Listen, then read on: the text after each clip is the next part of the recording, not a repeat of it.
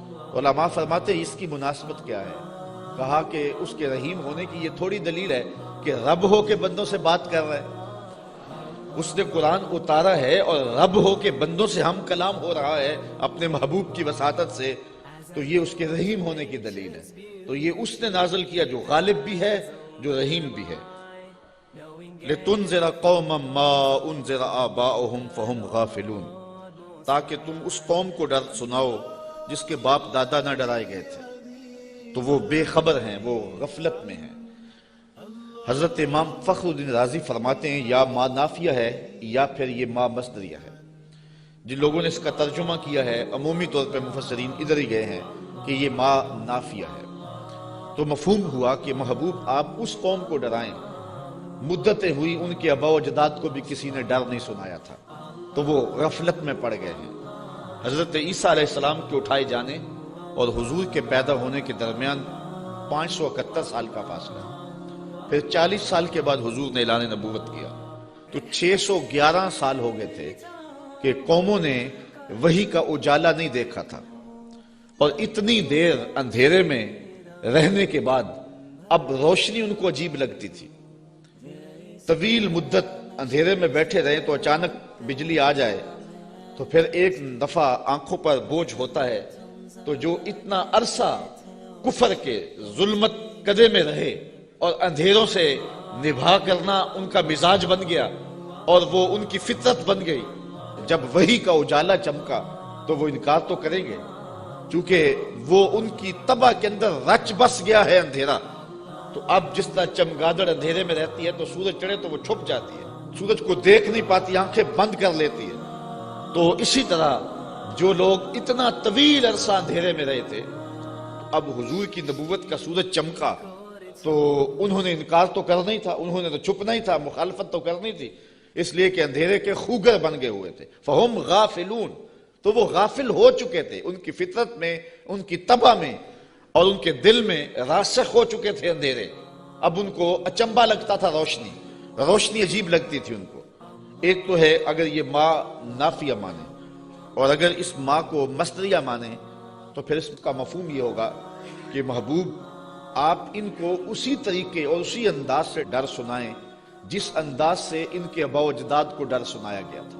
آپ کوئی نیا طریقہ نہیں لے کے آئے، جو پیغمبروں کا طریقہ پہلے تھا، تنذیر کا، تبشیر کا، آپ اسی طریقے پہ آئے ہیں، اور جس طرح وہ لوگوں کو اور قوموں کو ڈر سناتے رہے ہیں، آپ بھی اسی طریقے پہ ان کو تنذیر کریں، ان کو ڈر سنائیں، ان کو تبشیر کریں، ان کو پیغام حق دیں۔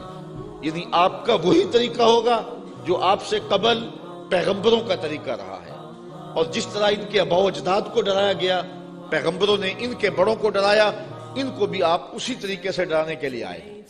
اور دوسرا مفہوم جو ما نافیہ کے ساتھ ہے کہ آپ اس قوم کو ڈرانے آئے ہیں، ان کو ڈر سنانے آئے ہیں، ان کو تنذیر کرنے آئے ہیں۔ مدتیں ہو گئیں کہ ان کے آباء و اجداد کو بھی کسی نے ڈر نہیں سنایا تھا، اب غفلتوں کے خوگر ہو گئے ہیں، اب عادی ہو گئے ہیں اندھیروں میں رہنے کے، تو تیری بات ان کو عجیب لگے گی تو مخالفت بھی کریں گے، تانے بھی دیں گے، پتھر بھی اٹھائیں گے، اور گڑھے بھی کھودیں گے، کانٹے بھی بچھائیں گے، طائف کا بازار بھی سجے گا، مکے کی گلیوں میں دکھ بھی آئیں گے، احد اور بدر کی جنگیں بھی ہوں گی۔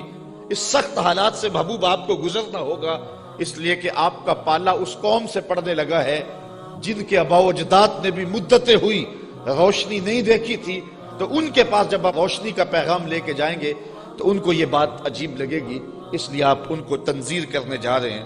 لَقَدْ حَقَّ الْقَوْلُ عَلَىٰ أَكْثَرِهِمْ فَهُمْ لَا يُؤْمِنُونَ، بے شک ان میں اکثر پر بات ثابت ہو چکی ہے کہ وہ ایمان نہیں لائیں گے۔ ابو جہل، ابو لہب، عتبہ عتیبہ اور کئی لوگ ہیں، یہ اتنے راسخ ہو چکے ہیں کفر میں، اور ان کے اندر اتنا زنگ چڑھ گیا ہوا ہے کہ محبوب یہ ایمان نہیں لائیں گے۔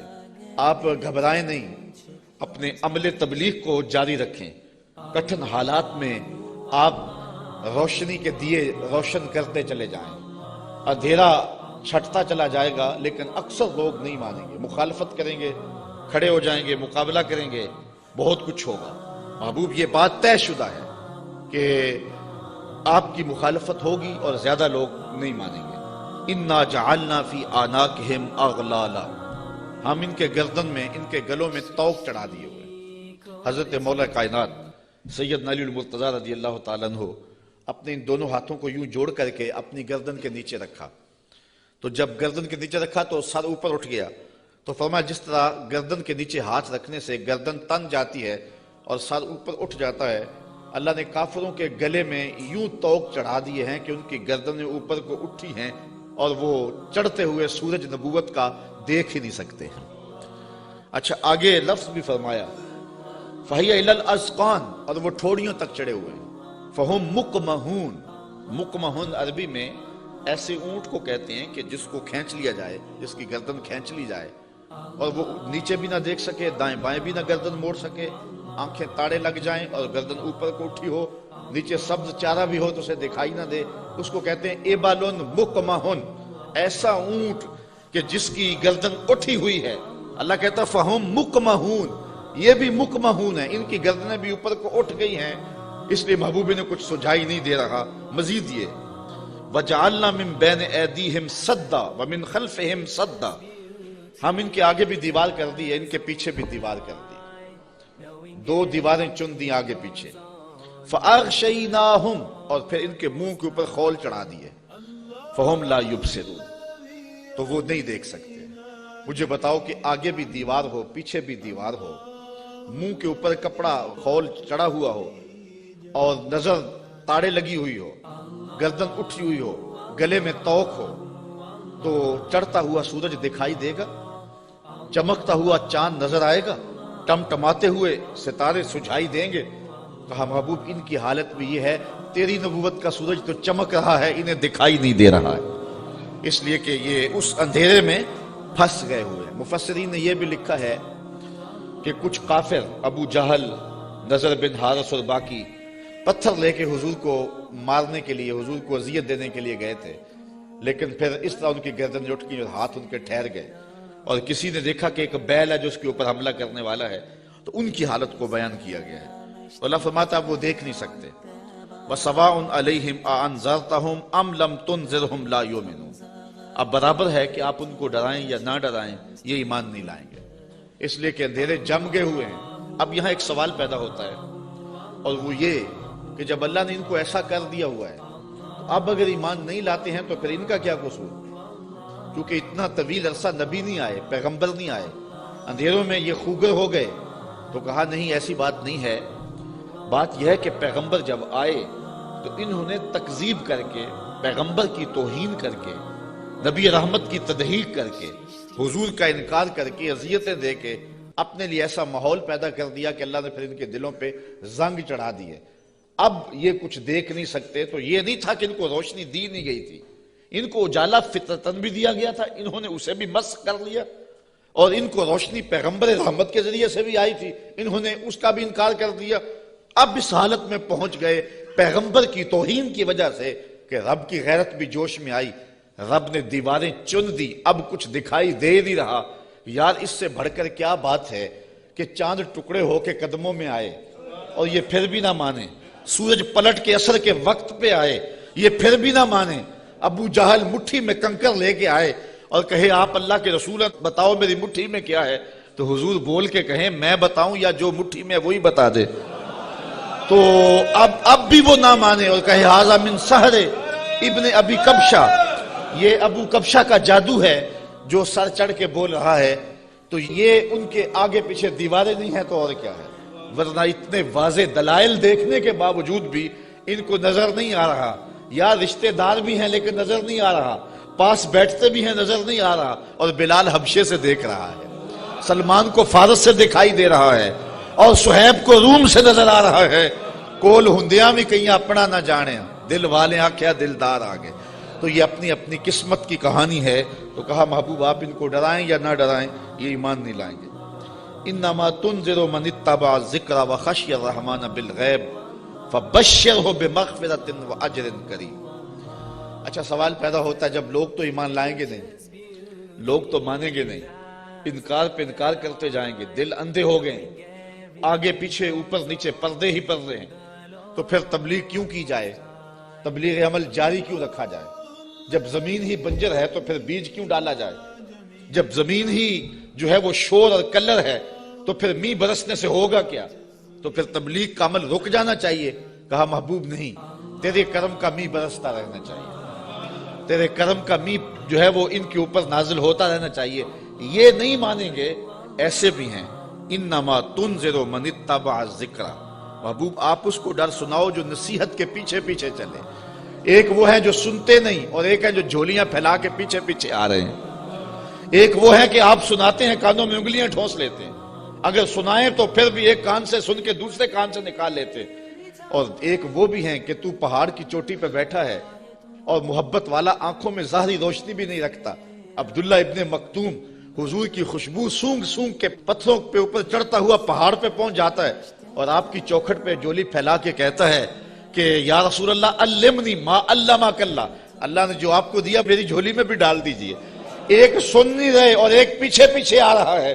محبوب ایک سن نہیں رہے اور ایک جھولی پھیلا کے کہتا ہے چمک تجھ سے پاتے ہیں سب پانے والے، میرا دل بھی چمکا دے چمکانے والے۔ تو کہا محبوب وہ بھی ہیں جو نصیحت کے پیچھے پیچھے چلتے ہیں۔ وَخَشْيَ الرَّحْمَانَ بِالْغَیب، اور رحمان کو بن دیکھے رحمان سے ڈرنے والے، یہ لوگ ہیں جو تیری نصیحت کو قبول کریں گے، تیری بات کو قبول کریں گے۔ اللہ نے مختلف طبائع بنائی ہیں، سویر سے لے کر شام تک۔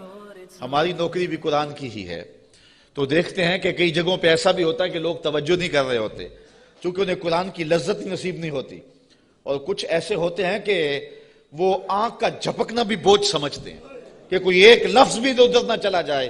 تو یہ اپنا اپنا ذوق ہے صاحب، جو بلبل کا ذوق ہے وہ چڑیا کو نہیں دیا گیا، اور جو پروانے کا ذوق ہے وہ مکھی کو نہیں دیا گیا، اور جو چکور کو پیار دیا گیا ہے چاند کا وہ کسی اور کو نہیں دیا گیا۔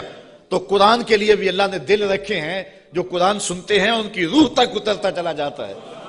اقبال نے ایک جگہ پہ بڑی خوبصورت بات لکھی، کہا کچھ لوگ ایسے ہیں جو حافظ شیرازی کے شعر پہ اور عراقی کے شعر پہ تو جھومتے ہیں، اور انہیں قوال کا نغمہ تو مست کر دیتا ہے، لیکن قرآن سے انہیں کچھ بھی نہیں ہوتا۔ کہا وہ قسمت کے مارے ہوئے لوگ ہیں۔ کہا یہ تو شاعروں کا کلام ہے جو مخلوق ہیں، اور جو قرآن ہے یہ رب کا کلام ہے، اور جو بادشاہوں کے کلام ہوتے ہیں وہ کلاموں کے بادشاہ ہوتے ہیں، اور یہ رب کا کلام ہے، یہ خالق کا کلام ہے۔ تو جو لذت، جو چاشنی، جو کیفیت قرآن میں ہے وہ نہ کسی شعر میں ہو سکتی ہے، نہ کسی سخن میں ہو سکتی ہے، نہ کسی نظم میں، نہ کسی نثر میں، لیکن کیفیت اپنی اپنی ہوتی ہے۔ کسی کو قوالی تو مزہ دے دیتی ہے، لیکن قرآن اسے لطف نہیں دیتا ہے، اس کو اپنے اندر کو دیکھنا چاہیے اور کتاب رحمت سے دل جوڑنا چاہیے۔ اس کا ایک ایک لفظ نور دے رہا ہے۔ کہا محبوب جو رحمان سے بن دیکھے ڈرتے ہیں وہی اس قرآن کے نور کو لینے والے ہیں۔ اچھا فبشرہ بمغفرہ، انہیں مغفرت کی بشارت دے دیجئے، انہیں مغفرت کی بشارت دے دیجئے۔ وَأَجْرٍ کریم، یار اجر ہی کافی تھا لفظ، لیکن کریم کی ساتھ صفت لگائی۔ میرے پاس کوئی اس کا مفہوم نہیں ہے کہ اس کو اردو میں ڈھال سکوں، لیکن اتنا ہی سمجھیں کہ جس اجر کو میرے رب نے بھی کریم کہا وہ کیسا اجر ہوگا۔ اللہ فرماتا ہے ہم ان کو بخشیں گے بھی اور اجر کریم بھی دیں گے۔ اِنَّا نَحْنُ نُحْيِي الْمَوْتَى وَنَكْتُبُ مَا قَدَّمُوا وَآثَارَهُمْ وَكُلَّ شَيْءٍ أَحْصَيْنَاهُ فِي إِمَامٍ مُبِينٍ، بے شک ہم مردوں کو جلائیں گے، زندہ کریں گے، اور ہم لکھ رہے ہیں جو انہوں نے آگے بھیجا، جو پیچھے چھوڑا، اور ہر چیز ہم نے گن رکھی ہے ایک بتانے والی کتاب میں۔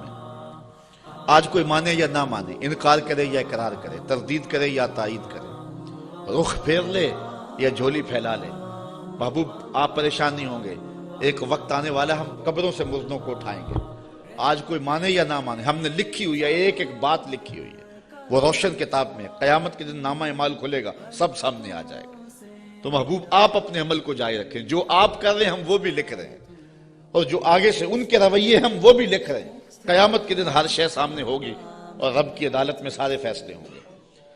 اچھا ایک تو یہ مفہوم ہے جو عامت المفسرین نے بیان کیا اس آیت کا، لیکن ابن عاشور نے اس کا ایک اور مفہوم بیان کیا ہے، اور ذرا سنیے۔ وہ کہتا ہے کہ اس آیت کو اِنَّا نَحْنُ نُحْيِي الْمَوْتَى، اس کو ہم ما قبل سے اگر ملا کے پڑھیں تو مفہوم اس کا کچھ اور نکلتا ہے، اور وہ یہ کہ محبوب تیری بات کو کچھ لوگ سنتے نہیں ہیں، اور تو ان کے پاس جا کے بات سناتا ہے اور وہ پرواہ نہیں کرتے، ان کے اوپر نیچے آگے پیچھے زنگ ہیں اور پردے ہیں، لیکن محبوب تیرے کرم کا می برستا رہنا چاہیے ایک دن آئے گا مردے بھی جی اٹھیں گے. محبوب تیرے کرم کا می برستا رہے، ایک دن آئے گا ان شور اور کلر زمینوں میں بھی پھول کھل اٹھیں گے. اس لیے تو کرم فرماتا رہے اور تو تبلیغ کا عمل جاری رکھ. روزانہ پتھر پہ بھی ایک قطرہ گرے تو ایک دن سوراخ وہاں بھی ہو جاتا ہے. اور محبوب تیری مٹھی بولی جاری رہنی چاہیے. ایک دن زمانہ تیرے کلمے پڑے گا اور پھر فتح مکہ کے دن لوگوں نے دیکھا سب کے لبوں پہ ترانے میرے حضور کے ہی تھے. تو یہ ہے ایک مفہوم. اچھا، یہ بات بیان کرنے کے بعد جو اگلا رکوع ہے، مضمون لمبا نہ ہو جائے لیکن میں کچھ مضمون آپ کے سامنے رکھ دیتا ہوں اختصار کے ساتھ. اللہ نے اپنے محبوب کے غلاموں کو ان کٹھن حالات میں تسلی دی. وَضْرِبْ لَهُمْ مَثَلًا أَصْحَابَ الْقَرْيَةِ. محبوب انہیں اس شہر والے لوگوں کی کہانی سناؤ. یہ محبوب کے قلب کو اور حضور کے غلاموں کے دل کی تسکین کے لیے اللہ نے کہا. چونکہ کہانیوں کے ساتھ ویسے بھی انسان کا جو رجحان ہے وہ طبعی ہوتا ہے، فطری ہوتا ہے. کہانی کی طرف میلان ایک فطری ہے، انسان کی طبع میں رکھا گیا، شوق سے سنتا ہے. کسی زمانے میں شام کو بچے دادی اماں کے بستر میں گھستے تھے کہ اس سے کہانیاں سننی ہیں، اور دادی اماں اپنی روایات، اپنا کلچر، اپنی تہذیب، اپنا تمدن اور اپنی خاندانی روایات اس کہانی کے اندر سمو کر کے ان بچوں کو اخلاقیات کا درس، اپنے مذہب کا درس اور اچھائیوں کا درس اور تقوی کا درس اس ایک کہانی میں رکھ کے ان کو دیا کرتی تھی. اور وہی ہمارا کلچر تھا، وہی ہماری تہذیب تھی، اور وہ اپنی روایات کو نئی نسل میں منتقل کر کے جاتی. جب سے ہم نے دادی اماں کا بستر چھوڑ دیا ہے اور ٹیلی ویژن کی سکرین سے تہذیب لینا شروع کر دی ہے، اس لیے ہم نے روایات ادھر سے لینی ہے، اور وہی حقیقتوں کے اجالے اور وہی روشنیاں تھی.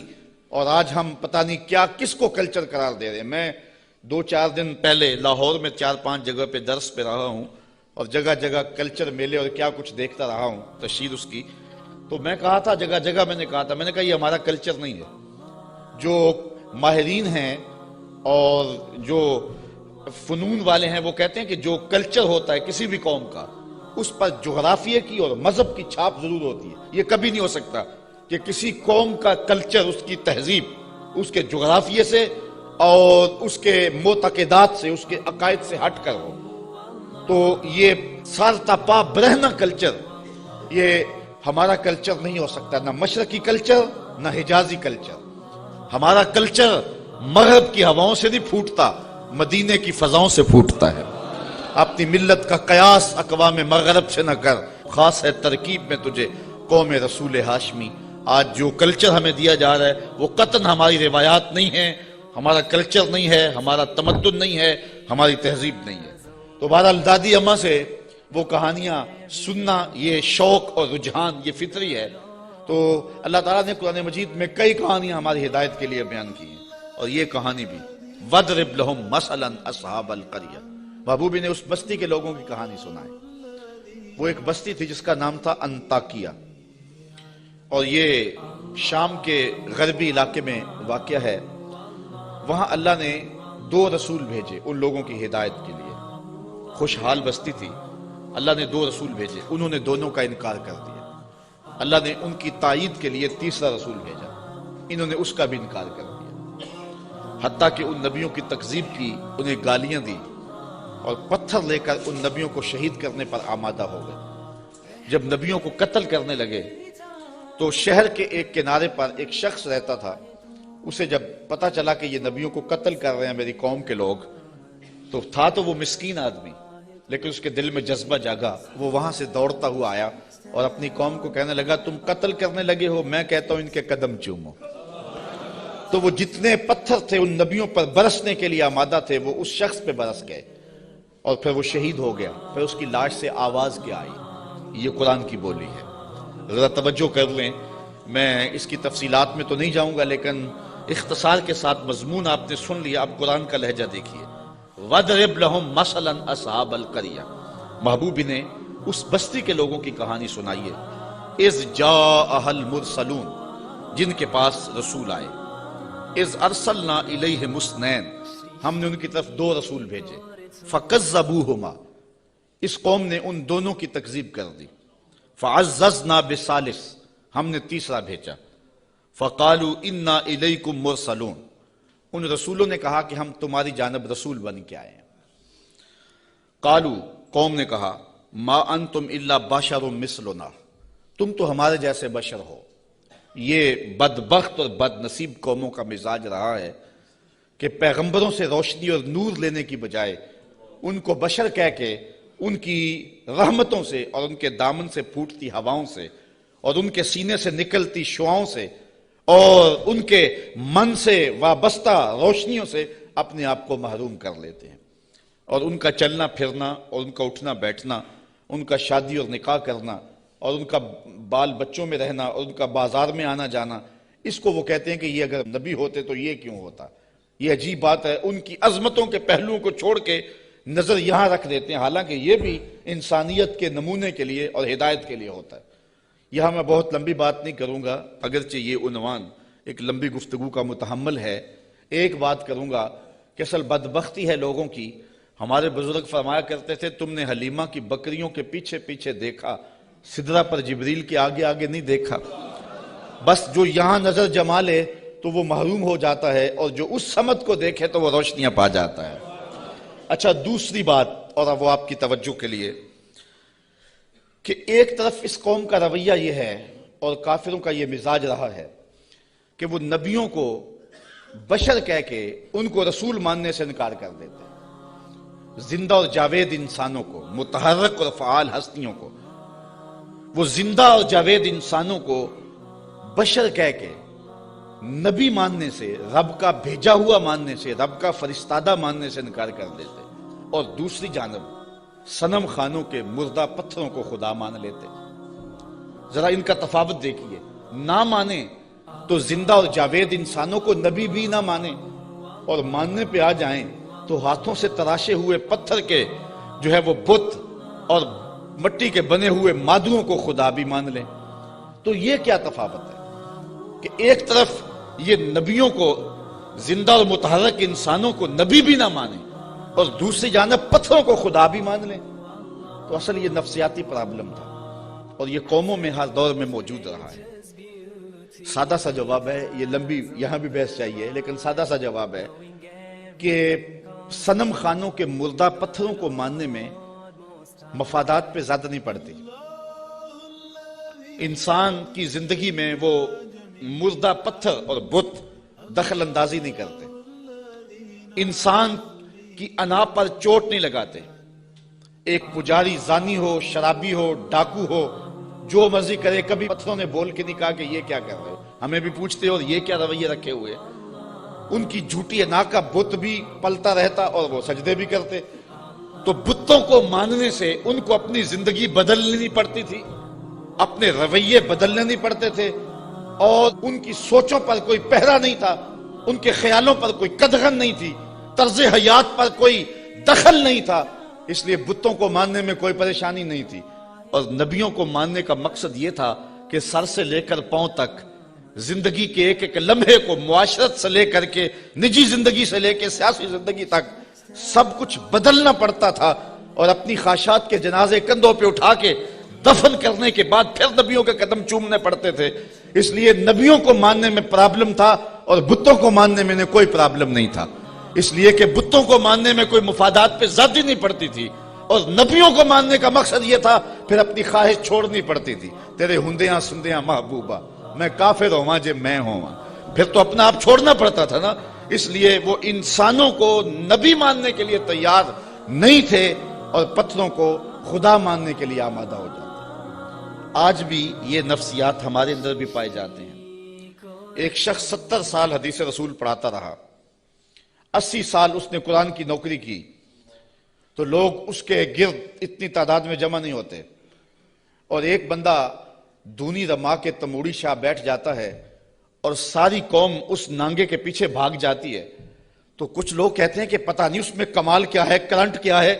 صاحب، بات کرنٹ کی نہیں ہے، مفادات پہ زد نہیں پڑتی، اور اس شخص کے پاس آنا ہے تو زندگی بدلنی پڑتی ہے۔ اس لیے ان مردوں کو ماننے میں حرج نہیں ہے، اور ان فعال اور زندوں کو ماننے میں اپنی خواہشات کا جنازہ اٹھانا پڑتا ہے۔ لہٰذا انسان کا رجحان ادھر نہیں ہوتا ہے، انسان کا رجحان ادھر ہوتا ہے۔ یہ ایک انسان کی فطرت ہے۔ اس بات کو سمجھانے کے لیے میں آپ کو ایک بات سناؤں گا. میرا ایک دوست ہے پرانا، تو بچپن میں جن سے تعلق رہا ہو تو وہ کم ہی کسی کے لیے اعتقاد کا رشتہ رکھتے ہیں، لیکن یہ اللہ کا فضل ہے کہ میرے لیے اس کے دل میں بڑی محبت، حتیٰ کہ میرے ساتھ اس کا روحانی تعلق بھی ہے. تو اس کا ایک دوسرا دوست ہے اور وہ میرا بھی دوست، اور وہ بہت زیادہ پڑھ لکھ بھی گیا ہے اس کی طرح. تو اس نے کہا یار دیکھ، میں بھی ایک اعلیٰ منصب پہ ہوں اور حضور کی سنت چہرے پہ ہے، تو تیرے دل کے اندر بھی اس شخص کے لیے محبتوں کے جذبے ہیں، تو بھی میری طرح اس شخص کے ساتھ اپنا باطن کا تعلق قائم کیوں نہیں کر لیتا. یہ ایک مرید کے دل میں خواہش ہوتی ہے کہ دوسرا شخص بھی میرے پیر سے وابستہ ہو جائے. اس فطری خواہش کے تحت اس نے اس کو دعوت پیش کی. تو اس نے جو جواب دیا وہ جواب اس آیت کے مفہوم کو سمجھنے میں مدد دے گا. اس نے کہا کہ میں کبھی کبھی اس کی تقریر سنتا ہوں تو یار میں حساس سا آدمی ہوں، رات کو سو نہیں سکتا، تو جس کی تقریریں مجھے سونے نہیں دیتی، اگر میں اس سے تعلق جوڑ لیا وہ تو مجھے زندہ مار دے گا. اس لیے مجھے تو پیر ایسا چاہیے کہ جو سرانے کے نیچے رکھ کے آرام سے سو بھی سکوں، اور جس کو چاہوں تو لپیٹ کے جیب میں ڈال بھی سکوں. اس کے ساتھ تعلق کا یہ رشتہ مجھ سے تو نہیں نبھایا جائے گا. تو انسان چاہتا ہے، انسان کی طبع ہے، انسان کی فطرت ہے، جہاں مفادات پہ زد نہ پڑتی ہو تو لوگ وہاں دوڑتے ہیں، اور جہاں مفادات پہ زد ہوتی ہو، جہاں اپنا آپ بدلنا ہوتا ہے، وہاں صائب فکر کے لوگ ہی جاتے ہیں. وہ تھوڑے بھی ہوں، زیادہ بھی ہوں، اس سے غرض نہیں ہے، لیکن ہوتے صائب ہیں. تو ان کافروں کا مزاج یہ تھا کہ پیغمبروں کی یہ کہہ کے تکذیب کر دی کہ تم تو بشر ہو، اور صنم خانوں کے مردہ پتھروں کو خدا ماننے لگ جاتے.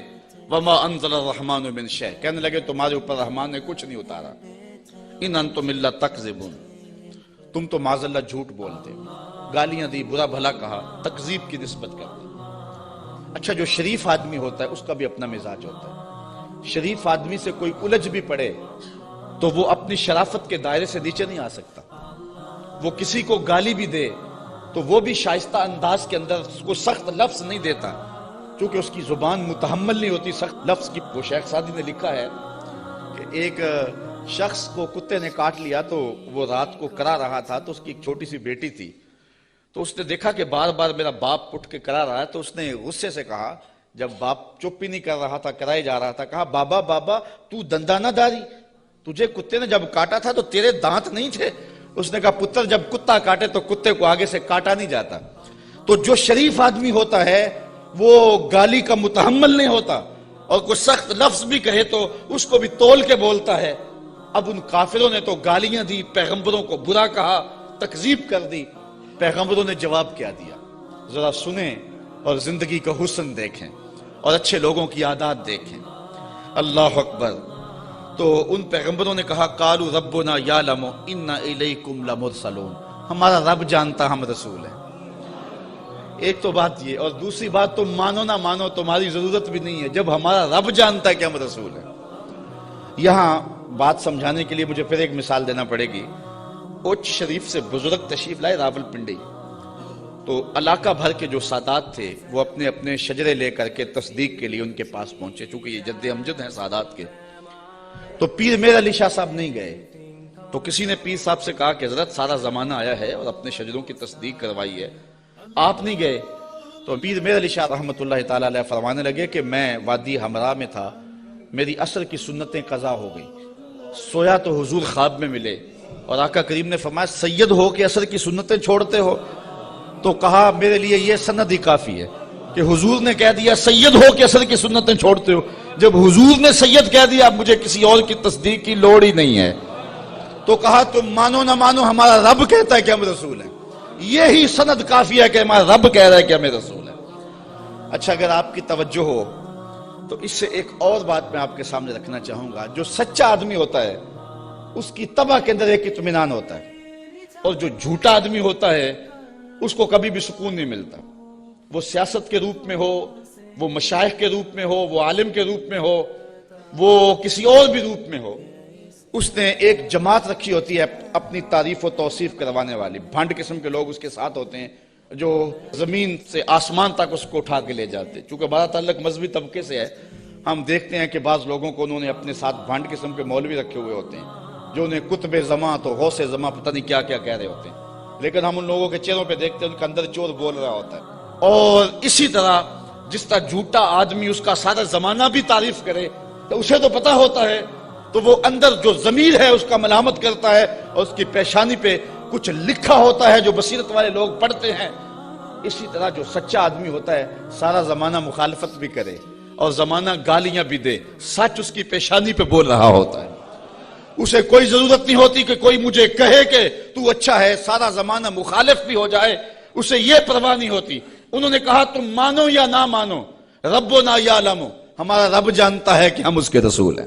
تمہارے سے ڈگری لینے کی ہمیں ضرورت بھی نہیں ہے، ہمارا رب جانتا ہے کہ ہم رسول ہیں۔ وما علینا الا البلاغ المبین، انہوں نے کہا ہمارا اتنا کام تھا وہ ہم نے کر دیا، ہمارا کام تھا تبلیغ کرنا، اور وہ کھلی تبلیغ ہم نے کر دی۔ یہ آپ ہر خطیب سے سنتے ہیں، جب تقریر ختم ہوتی ہے تو آخر میں کہا جاتا ہے وما علینا الا البلاغ المبین۔ تو یہاں میں ایک جملہ کہنا چاہوں گا، اگر کوئی شخص قرآن و حدیث بیان کرنے کے بعد کہے وما علینا الا البلاغ المبین، پھر تو بات جچتی ہے۔ اور اگر کوئی 1 گھنٹہ لطیفے سنانے کے بعد اور جغت بازی کرنے کے بعد، لوگوں کی پگڑیاں اچھالنے کے بعد پھر کہے وما علینا الا البلاغ المبین، تو بھلا بات جچے گی؟ بات تو تبھی جچے گی جب ان پیغمبروں کے مشن کو ادا کرے اور پھر کہے وما علینا الا البلاغ المبین۔ انہوں نے کہا ہمارا کام اتنا تھا کہ ہم نے تمہارے تک تبلیغ کر دی، اب تمہاری مرضی مانو یا نہ مانو۔ قالوا انا تطیرنا بکم لئن لم تنتہوا لنرجمنکم ولیمسنکم منا عذاب علیم۔ کہنے لگے معاذ اللہ ہم تمہیں منحوس سمجھتے ہیں، نحوست کی نسبت ان نبیوں کی طرف کرتے ہیں۔ اور مفسرین نے لکھا ہے کہ بارش بھی زیادہ ہو جاتی تو کہتے ہیں ان کی وجہ سے، کبھی دھوپ کڑاکے کی لگ جاتی تو کہتے ہیں ان کی وجہ سے، کبھی کوئی چلتے چلتے کوئی گر جاتا تو کہتے ہیں ان کی وجہ سے۔ یعنی جو بھی انہیں کوئی تکلیف پہنچتی تو وہ الزام دیتے پیغمبروں پہ کہ یہ آئے ہیں 3 لوگ ہماری بستی میں، اس وجہ سے ہمیں یہ تکلیفیں آ رہی ہیں۔ انہوں نے کہا لئن لم تنتہوا، اگر تم نہ رکے باز نہ آئے۔ اس قوم نے ان 3 پیغمبروں کو الٹیمیٹم دیا، اگر تم نہ رکے تبلیغ کا عمل نہ چھوڑا لنرجمنکم، ہم تمہارے اوپر پتھر برسائیں گے، ولیمسنکم منا عذاب علیم، اور بے شک ہمارے ہاتھوں تم بہت دکھ میں مبتلا ہو جاؤ گے، تمہیں بڑی سزا دیں گے، تکلیف دیں گے۔ انہوں نے جواب میں کیا کہا؟ قالوا طائرکم معکم، کہا تمہاری نحوست تمہارے ساتھ ہے، تمہاری نحوست تمہارے ساتھ ہی ہے۔ اَإِن ذُكِّرْتُمْ، تم یہ سب کچھ اس لیے کر رہے ہو کہ ہم تمہیں نصیحت کر رہے ہیں، ہم تمہیں ڈرا رہے ہیں، تمہیں ہم تذکیر کر رہے ہیں، اور جس کے اندر چور ہو تذکیر اس کو دکھن دیتی ہے اور اس کو تکلیف ہوتی ہے۔ بل انتم قوم مسرفون، تم حد سے تجاوز کرنے والے لوگ ہو۔ اچھا جب انہوں نے یہ کہا تو قوم نے پتھر پکڑ لیے، کسی نے چھری پکڑی ہے، کسی نے تلوار پکڑی ہے، کسی نے ٹوکا پکڑا ہے، کسی نے کلہاڑا پکڑا ہے، کسی نے پتھر پکڑے ہیں، کسی نے ڈنڈا پکڑا ہے، جو کسی کے ہاتھ میں آیا میدان میں لے آئے 3 پیغمبروں کو، اور ان کو قتل کرنے کے لیے قوم امڑ آئی۔ اب جب ان پیغمبروں کو شہید کرنے کے لیے لوگ آمادہ ہوئے تو پھر شہر کے کنارے وہ شخص آیا۔ میں بالکل چھوٹا تھا، 12 یا 13 سال کی عمر ہوگی۔ میرے والد گرامی رحمت اللہ تعالی علیہ فجر کی نماز میں سورہ یاسین پڑھا کرتے تھے، اور جب اس آیت پہ آتے تو حالت ان کی بھی ہوتی کہ بلک بلک کے رو پڑیں گے، اور مجھے بھی نہیں پتا کہ دل میں کیا اترتا تھا، اس وقت تو پتا نہیں تھا، چھوٹے تھے، لیکن بعد میں جب مفہوم سمجھ میں آیا تو پھر پتا چلا کہ اس آیت میں کیا ہے۔ اس کا ترجمہ تو میں آپ کے سامنے رکھوں گا ہی، لیکن آپ لفظوں پہ بھی غور کرنا، لفظوں کی کشش کیا ہے۔ وہ حبیب نجار نامی شخص تھا جو شہر کے کنارے ایک جو ہے وہ غار میں رہتا تھا، اور جب یہ انطاکیہ میں پیغمبر داخل ہوئے تو سب سے پہلے ملاقات اس سے ہی ہوئی۔ اس کو 70 سال ہو گئے تھے، ایک بیماری میں مبتلا تھا، اور روزانہ بتوں کے آگے ہاتھ جوڑ کے معافی مانگتا تھا اور اپنی شفا کا عرض کرتا تھا۔ تو پیغمبروں نے جب توحید کی دعوت دی، بتوں کو چھوڑنے کا کہا، تو اس نے کہا کہ تمہارا رب کیا کر سکتا ہے؟ کہا کہ جن بتوں سے 70 سال ہو گئے تو معافی مانگتا ہے اور شفا مانگتا ہے، انہوں نے نہیں دی، ہمارا رب تجھے ایک لمحے میں شفا دینے پہ قادر ہے۔ اس نے کہا کیسے؟ ان پیغمبروں نے ہاتھ اٹھائے۔ اچھا یار، پیغمبر تو ایک ہی ہاتھ اٹھا لے اور پھر 3 پیغمبروں نے ہاتھ اٹھائے ہوں گے تو پھر کیفیت تو کچھ اور ہی ہوئی ہوگی۔ اچھا اس کی بیماری ختم ہو گئی، فوراً ٹھیک ہوا، اپنے گھر میں رہ کے ذکر فکر میں لگا رہتا تھا۔ یہ پیغمبر تبلیغ کرتے رہے. جب قوم نے ان پیغمبروں کو شہید کرنے کا ارادہ کر لیا، وہ دور شہر کے کنارے پہ رہتا تھا اور اس کا گھر کوئی اونچائی پہ تھا اور کسی غار میں رہتا تھا. اس نے دیکھا کہ میدان میں لوگ جمع ہیں اور نبیوں کو شہید کرنے پہ آمادہ ہیں. پھر وہ وہاں سے آیا. اب قرآن کے لفظ یہاں دیکھیے، یہی حبیب نجار صاحب یاسین ہے. ذرا غور تو کرو. قرآن کی نوکری کرنے والوں، دعوت دین دینے والوں، اپنے آپ کو بہت بڑا سمجھو اس اعتبار سے کہ تمہیں یہ سعادت مندی نصیب ہوئی ہے. اللہ نے کس اہتمام سے شخص کا ذکر کیا. پھر کیا ہوا؟ وَجَاءَ مِنْ أَقْصَى الْمَدِينَةِ رَجُلٌ يَسْعَىٰ، شہر کے پرلے کنارے سے ایک مرد دوڑتا ہوا آیا. یار وہ کیسا مرد تھا جس کو رب نے بھی مرد کہہ کے پکارا. وہ جس کو رب نے بھی مرد کہہ کے پکارا کیونکہ سارا ماحول مخالفت میں ہے، اور وہ واقعی مرد تھا. اکیلا آ گیا. وَجَاءَ مِنْ أَقْصَى الْمَدِينَةِ رَجُلٌ يَسْعَىٰ، شہر کے پرلے کنارے سے ایک مرد دوڑتا ہوا آیا. قال یا قوم اتبعوا المرسلین، کہا میری قوم رسولوں کی اتباع کرو، ان کی مخالفت نہ کرو. ان کو پتھر مارنے لگے ہو، میں کہتا ہوں ان کے قدم چوم. اتبعوا من لا يسألكم اجرا وهم مهتدون، ایسوں کی پیروی کرو جو تم سے کچھ مانگتے بھی نہیں اور ہیں بھی سیدھی راہ پہ. تو مفسرین فرماتے ہیں پیروی اس کی کرنی چاہیے جس میں دو کوالٹیاں ہوں، ایک لالچ مزاج نہ ہو اور دوسرا سیدھی راہ کا مسافر. ایک بندہ سیدھی راہ پہ ہے لیکن اپنے حرف بھی بیچتا ہے اور لفظ بھی بیچتا ہے، قرآن کی آیتیں بھی بیچتا ہے اور حدیث رسول کے ایک ایک کلمے کو بیچتا ہے، تو اس سے آپ ہدایت نہیں لے سکتے. وہ ہدایت پہ ہے، وہ بات سچی کر رہا ہے، قرآن کی کر رہا ہے، حدیث کی کر رہا ہے، لیکن وہ لالچی مزاج کبھی بھی تمہیں کسی موقع پہ بھی بیچ دے گا، تمہاری راستہ خراب کر دے گا. اس شخص کے پیچھے نہ چلو جو طبعاً لالچی ہے اور وہ تمہیں خراب کرے گا. اور دوسرا وہ کہ ہدایت یافتہ بھی ہو. اگر کوئی بندہ ہدایت یافتہ نہیں ہے لیکن بے غرض تبلیغ کرتا ہے تو آپ کہتے ہیں یار یہ تو مانگتے کچھ نہیں ہے. اچھا تم سے تو کچھ نہیں مانگتا، امریکہ سے تو ڈالر لیے ہوئے ہیں. اس لیے اس کے بھی پیچھے نہ چلو جو ہدایت پہ نہ ہو. دو شرطیں قرآن نے بیان کی ہے، ایک ہدایت پہ ہو اور دوسرا تم سے طلب کچھ نہ کرتا ہو. مجھے معاف کرنا، میں پہلے بڑا ماتوب ہوں، لیکن آج جو قیامت توڑی جا رہی ہے، چاہے نعت خانوں کے روپ میں ہو یا علماء کے روپ میں ہو، یہ جو پہلے ایڈوانس لیے جاتے ہیں بعد میں نذرانے وصول کیے جاتے ہیں، اور یہ کیا کیا ریٹ مقرر ہوئے ہیں، یہ کس دین کی کہانی ہے؟ نہ یہ قرآن میں ہے، نہ حدیث میں ہے، نہ رسول کریم کا یہ طریقہ ہے. میں قرآن کی کہانی آپ کے سامنے رکھ رہا ہوں. اتبعوا من لا یسألکم اجرا، اس کے پیچھے چلو جو تم سے مانگتا کچھ نہ ہو. وہم مہتدون، اور وہ ہدایت والے بھی ہوں.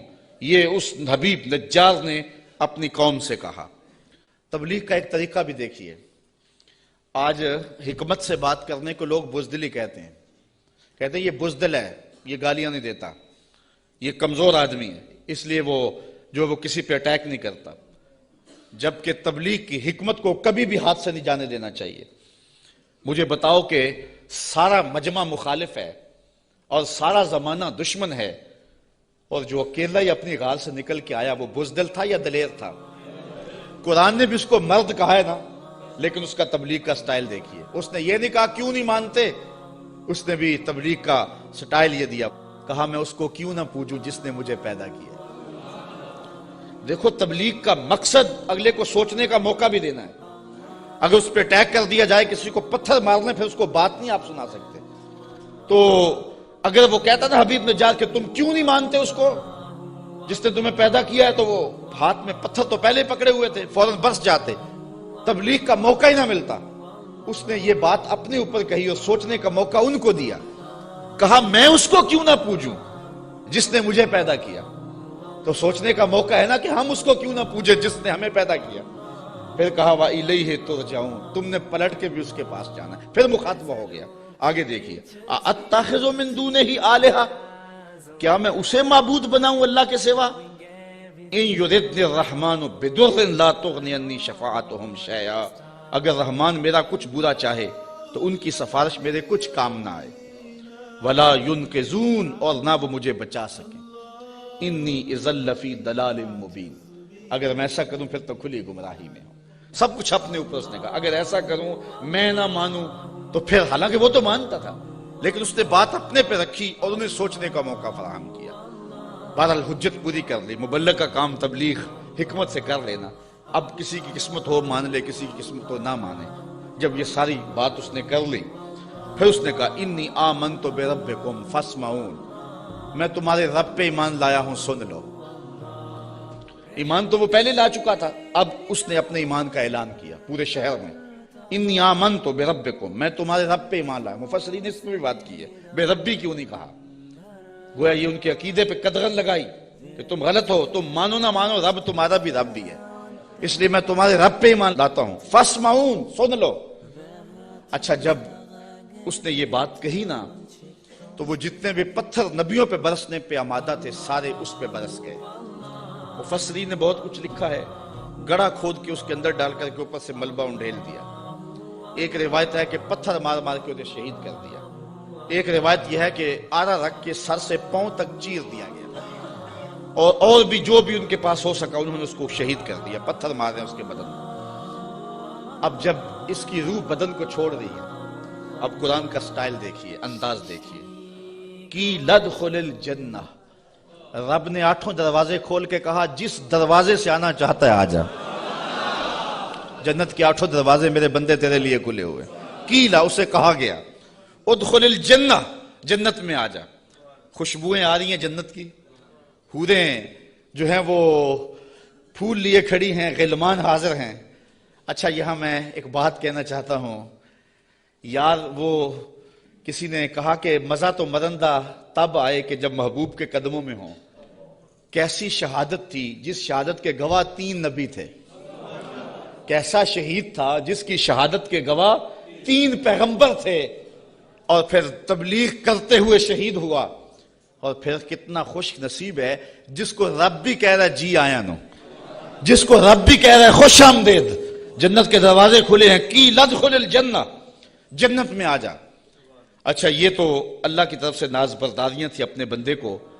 اب جو اس کی کیفیت تھی، حضرت عبداللہ ابن عباس کہتے ہیں کہ جب اس حبیب نجار کو لوگ پتھر مار رہے تھے اور اس کی روح نکل رہی تھی اور وہ ساتھ بولتا کہہ رہا تھا مالک میری قوم کو ہدایت دے دے، انہیں پتہ نہیں ہے اس لیے مجھے مار رہی، انہیں کیا پتا کہ پیغمبروں کی اتباع کتنی بڑی دولت ہے، مالک ان کو ہدایت دے دے۔ اب جب اس کی روح پرواز کر گئی، اللہ نے جنت کے دروازے کھول دیے، تو پھر کیا ہوا؟ اب ان لفظوں پہ قربان ہونے کو جی چاہتا ہے۔ ویسے تو قرآن کہے کہ لفظ پہ نثار ہو جائیں، لیکن مبلغین کو، اگر یہاں مبلغین موجود ہیں تو میں مبلغین کو کہتا ہوں کہ جو اپنے سامعین ہیں، جو آپ کی بات سنتے ہیں، ان کی قدر سیکھیں اور ان کی تذلیل نہ کیا کریں۔ آج سامعین کو کوسنے دیتے اگر وہ بلند آواز سے سبحان اللہ بھی نہ کہیں۔ یار یہ تو حضور کے غلام ہیں، اگر کافر بھی ہوں تو جو مبلغ ہوتا ہے وہ باپ سے زیادہ پیار کرنے والا ہوتا ہے، اس کے دل میں جذبے ہوتے ہیں۔ مجھے کسی نے کہا کہ آپ 8 یا 10 یا 6 سال ہو گئے مختلف جگہوں پہ درس قرآن دیتے ہوئے، تو یار کوئی 3 سال 4 سال مسلسل نعت خواں آئے کسی مجلس میں اور وہ پیسے بھی بے شمار لیتا ہے، تو لوگ اس کی تاج پوشی کرتے ہیں کہ اس کی بڑی خدمات ہیں۔ آپ کی کسی شہر میں تاج پوشی کی گئی ہے؟ میں نے کہا یار اس سے بڑا اعزاز کیا ہے کہ اتنے لوگ کتاب رحمت کو سننے کے لیے آتے ہیں اور ان کے آنکھوں میں جو پیار لکھا ہوا ہوتا ہے اور ان کی پیشانیوں پہ جو محبت لکھی ہوئی ہوتی ہے، ساری زندگی کی تھکن جو ہے وہ ایک مسکراہٹ سے دور ہو جاتی ہے۔ تو یہ تو دنیا کی چیزیں ہیں، ان کی تو حیثیت ہی نہیں ہے، ان چیزوں کی تو اوقات ہی باقی نہیں رہتی۔ اگر بعد میں ان کے خلاف باتیں کرتے رہیں اور ویسے ان کے سر پہ تاج پہناتے رہیں تو یہ تو کوئی بات نہ ہوئی۔ پیار وہ ہوتا ہے جو دل دیتا ہے۔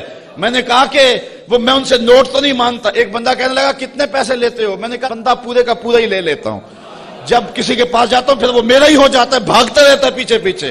وہ کہتے ہیں کہ رضا صاحب لیتا کچھ نہیں، میں کہتا ہوں میں چھوڑتا کچھ نہیں ہوں، وہ سارے کا سارا ہی میرا ہو جاتا ہے، وہ سب کچھ قربان کرنے کے لیے تیار ہو جاتا ہے۔ تو یہ کتنا بڑا اعزاز ہے۔ تو جو مبلغ ہوتا ہے، مبلغ وہ پیار کرتا ہے بیٹوں سے زیادہ اپنے جو ہے وہ محبت کرنے والوں سے، اور جن کو تبلیغ کر رہا ہے۔ اب یہ تو حضور کے غلام ہیں جن کی ہم لوگ تذلیل کرتے ہیں، کسی کو کہتے ہیں یہ چاول کھانے آگے ہوئے ہیں، کسی کو کہتے ہیں یوں جی سبحان اللہ نہیں کہہ رہے، کیا کیا بولیاں بولی جاتی ہیں. یہی وجہ ہے کہ لوگ دین سے دور ہوتے چلے جا رہے ہیں. مبلغین کو اپنے منصب کا ہی نہیں پتا اور سینوں کے اندر وہ درک ہی نہیں ہے جو ایک مبلغ کے سینے میں ہونا چاہیے. یہ کافر ہیں کافر اور پتھر مار رہے ہیں اور حبیب نجار کو شہید کر دیا ہے. جب روح اڑی نا بدن سے اور وہ اس بدن کو بھی نوچ رہے تھے, بوٹیاں کھینچ رہے تھے, اور حبیب نجار کی روح جو ہے وہ پرواز کر کے اوپر آ جاتی ہے. اور اس کی آواز کیا ہے بولی ذرا دیکھیے, قرآن بتاتا ہے. قالا, حبیب نجار نے کہا, حبیب نجار نے جس کی بوٹیاں نوچ رہے ہیں. اللہ اکبر. یہاں تو پیسے نہ دیے جائیں تو ناراض ہو جائیں, ساؤنڈ سپیکر اچھا نہ ہو تو وہ تذلیل کریں ساؤنڈ والے کی, اللہ یاز باللہ. یہاں تو یہ ہے کہ اچھا کھانا نہ دے تو جو ہے وہ تقریر میں تبصرہ کر دیں, لیکن وہاں ماجرا کیا بوٹیاں نوچ رہے ہیں. اور میں اپنی بات نہیں کہہ رہا, قرآن بتا رہا ہے. جب وہ بوٹیاں نوچ رہے ہیں وہ حبیب نجار کیا کہہ رہے ہیں؟ قالا یا لیتا قومی یعلمون, کاش میری قوم مجھے دیکھتی, میری بوٹیاں نوچنے والے مجھے دیکھتے. بما غفر لی ربی, میرے رب نے مجھے بخش دیا ہے, میرے رب نے مجھے بخش دیا ہے. اچھا بخشا کیوں ہے؟ مفسرین نے یہاں 3 قول بیان کیے ہیں. حبیب نجار کہتا ہے میری قوم کو پتہ چل جائے کہ میرے رب نے کیوں بخشا ہے. ایک تو وجہ یہ ہے کہ میں نے ان پیغمبروں کے قدم چومے, مجھے تو قتل کر لیا ہے, اگر انہیں پتہ چل جائے کہ مجھے رب نے کیوں بخشا ہے تو چلو مجھے تو قتل کر لیا, ان پیغمبروں کے قدم چوم لے, اب بھی بچ جائیں. دوسری بات, بما غفر لی, اللہ نے مجھے کس وجہ سے بخشا ہے؟ اچھا توحید پر ایمان لانے کی وجہ سے اور بتوں کو چھوڑنے کی وجہ سے, اور یہ بھی چھوڑ دیں اور ان پیغمبروں کو مان لیں. اور تیسری بات, یہ میرے بدن کو نوچ رہے ہیں اور کہتے ہیں دیکھو مار دیا, آیا تھا توحید کا پرستار, دیکھو ہم نے پرخچے اڑا دیے, یہ مجھے ذلیل کر رہے ہیں. لیکن یہی ذلت میری عزت کا سبب بن گئی, یہی شہادت میرے سر پہ عزتوں کا تاج رکھ گئی. وہ کہتا ہے کہ کاش انہیں پتا چل جائے کہ میرے رب نے میری عزت افزائی کیا کی ہے. وَجَعَلَنِي مِنَ الْمُكْرَمِينَ, اور مجھے عزت والوں میں کیا ہے, مجھے وقار کی مسند بچھا کے دی ہے اور مجھے عزت کے تخت پہ بٹھایا ہے. وہ یہ آرزو کر رہا ہے کاش کہ میری قوم کو پتا چل جاتا. پھر قوم نے حبیب نجار سمیت ان 3 نبیوں کو بھی شہید کر دیا. پھر اللہ کا کیا عذاب ان کے اوپر نازل ہوا اور کس طرح وہ اللہ کی پکڑ میں آئے, اور پیغمبروں کو شہید کرنے اور حق کی آواز کو مسترد کرنے کی سزا کیا ہوتی ہے. اس عنوان کے ساتھ انشاءاللہ جو اگلی آیات ہیں, اگلے ماہ جب آپ حاضر ہوں گے تو سورہ یاسین کا مضمون چلتا رہے گا. 5 رکوع ہیں, تقریباً 1 مکمل اور 1 نصف کے قریب رکوع مکمل ہو گیا. خیال یہ ہے کہ ہم 4 یا 3 دروس میں سورہ یاسین مکمل کر لیں گے, اور میری آرزو یہ ہوگی کہ سورہ یاسین میں کوئی بھی مس نہ ہو, چونکہ یہ میرے حضور کی آرزو تھی کہ میری امت کے ہر شخص کے دل میں سورہ یاسین ہو. اللہ مجھے آپ کو اپنی رحمتوں اور کرم نوازیوں سے مالا مال کرے. وما انزلنا على قومه من بعده من جند من السماء وما كنا منزلين ان كانت الا صيحة واحدة فاذا هم خامدون يا حسرة على العباد ما ياتيهم من رسول الا كانوا به يستهزئون الم يروا كم اهلكنا قبلهم من القرون انهم اليهم لا يرجعون وان كل لما جميع لدينا محضرون صدق الله مولانا العظيم وصدق رسوله النبي الكريم الرؤوف الرحيم. اللهم نور قلوبنا بالقرآن وزين أخلاقنا بالقرآن وادخلنا الجنة بالقرآن ونجنا من النار بالقرآن. قال الله تعالى وتبارك في شان حبيبه مخبرا وعامرا إن الله وملائكته يصلون على النبي يا أيها الذين آمنوا صلوا عليه وسلموا تسليما. الصلاة والسلام علیکہ یا رسول اللہ وعلی آلک و اصحابک یا محبوب رب العالمین.